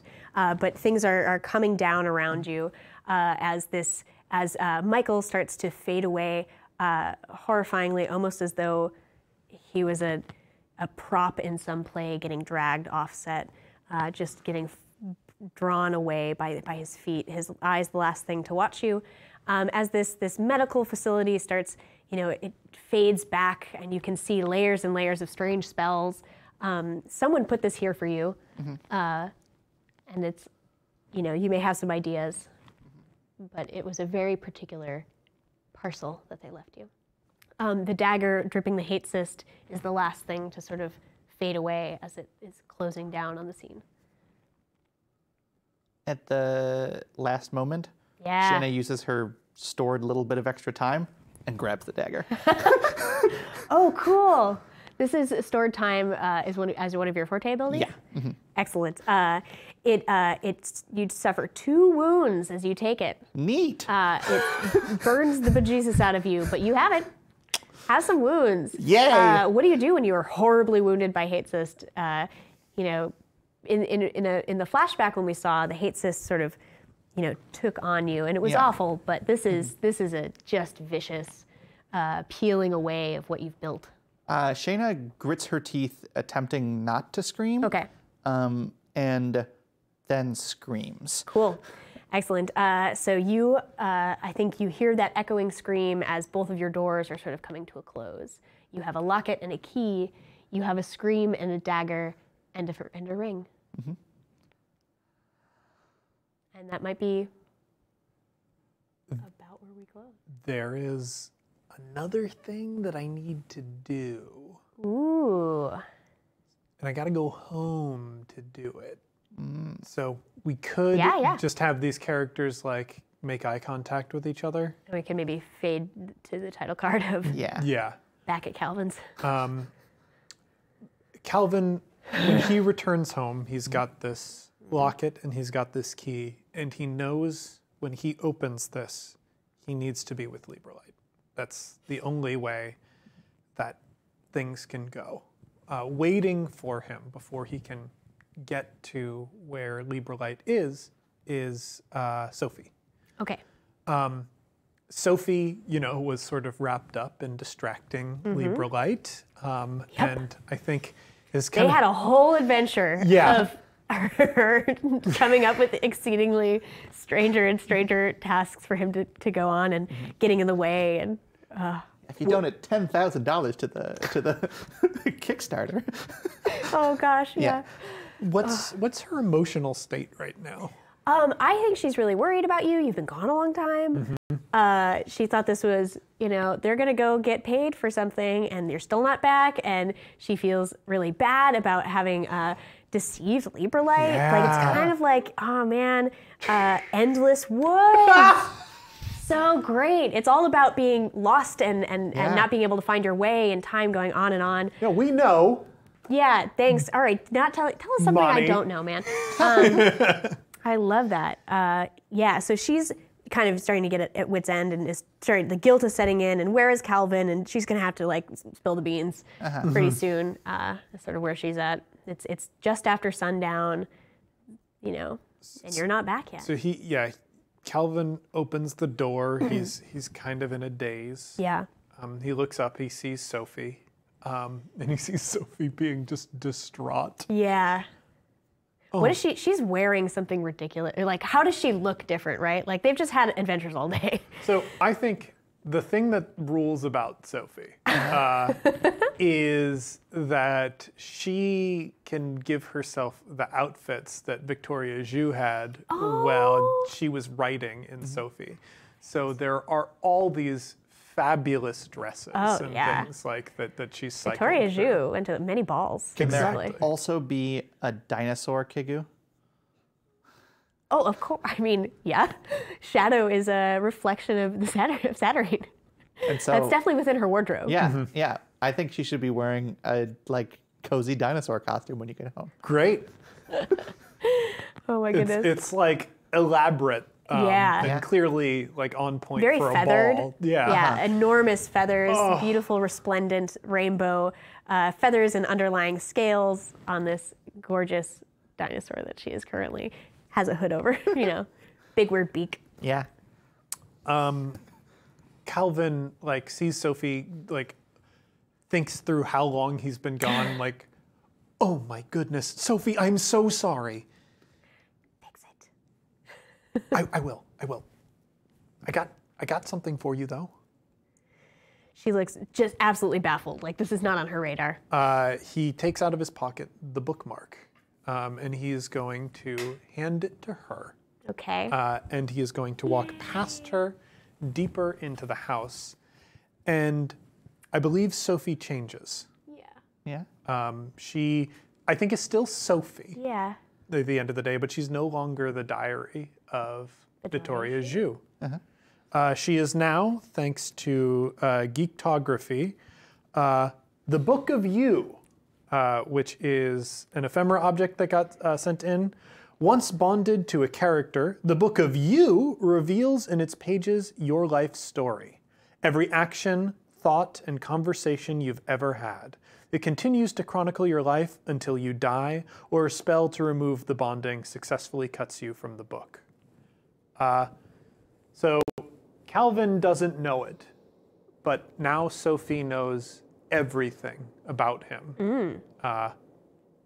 In probably ways that she can't express. Right. But we'll explore how that changes her Aw, Sophie. next time. Bum, bum, bum, bum. Ah, love it.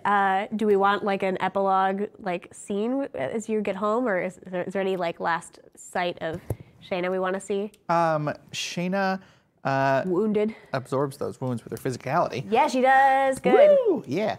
Shayna visits a cemetery Oh, yay. and stands in front of a grave.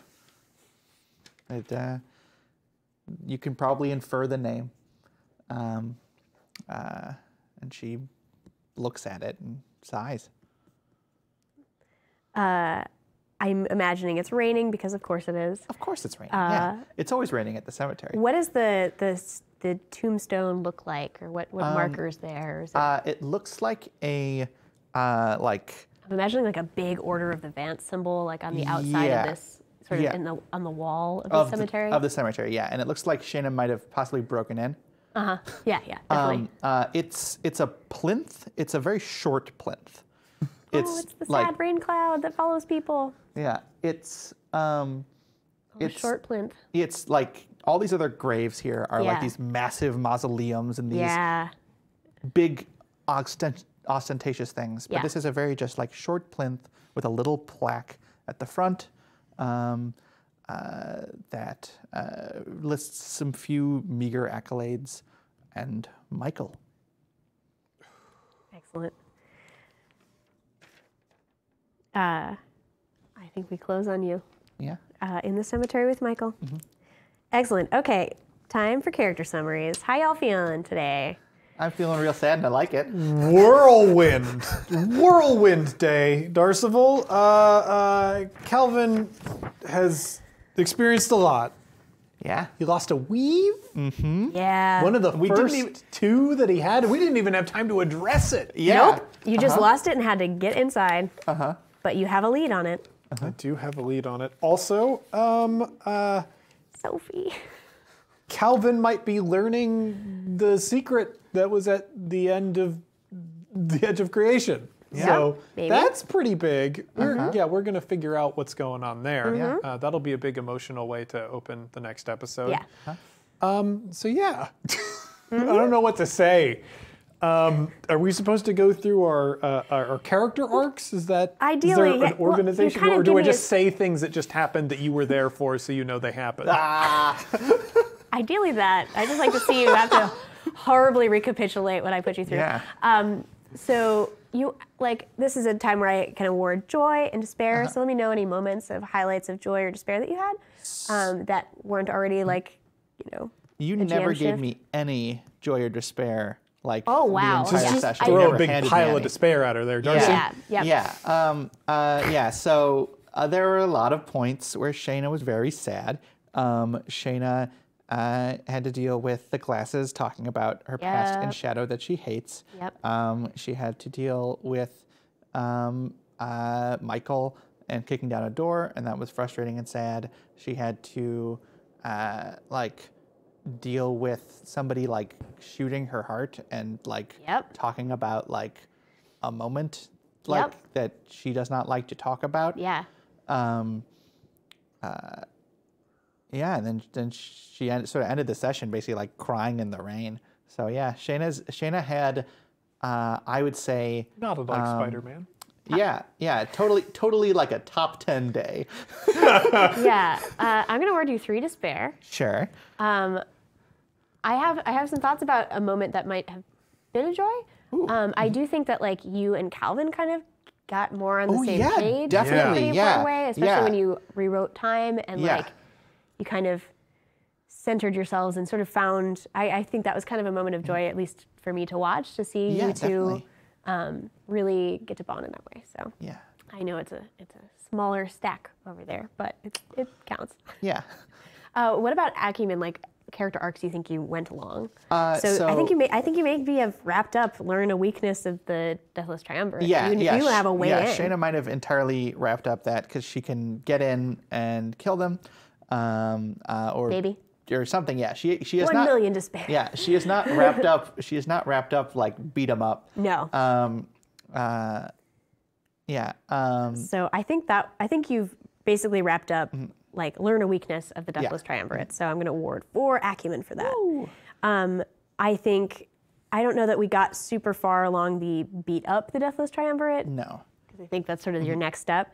But we talked about a character arc you might be kind of pursuing down the line. Do you want to talk about that new one? So Shayna's going to be opening up a new character arc where she's going to be trying to sort of look into and discover a little bit more about the enemy in a very different sort of way than Calvin is looking into. He hates this. Shayna is not looking into this from the point of view of I want to destroy this. This is awful magic from outside of the world. This is Shayna being well, I obviously fought with these people, so I had to have some good reason. I just don't remember it.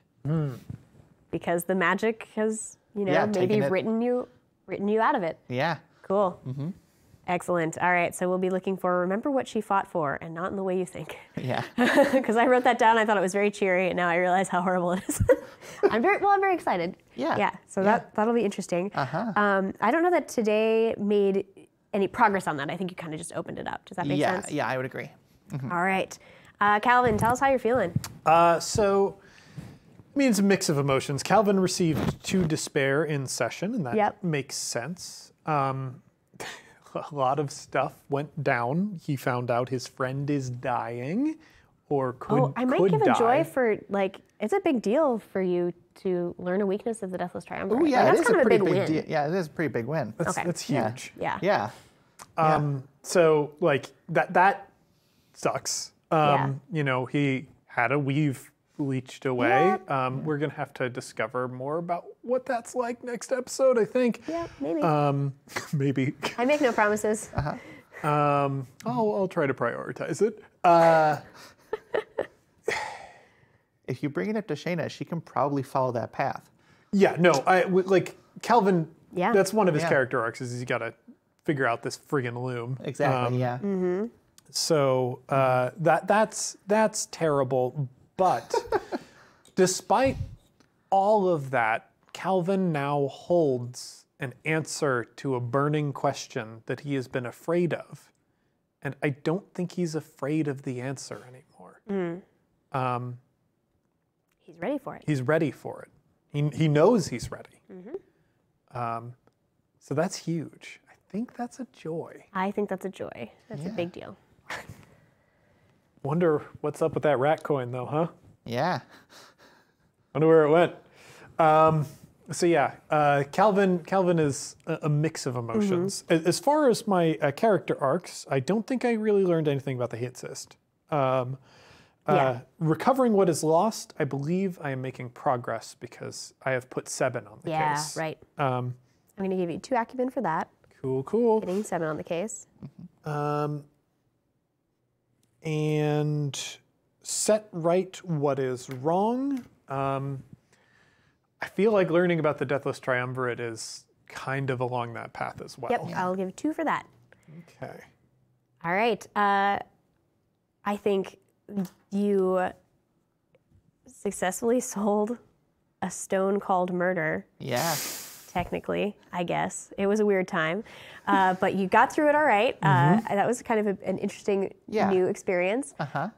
You successfully got your packages from the, this is like low spoon days, you know? You were like, yeah, I got my package from the post office. Yeah. That was a big deal. Like, go me.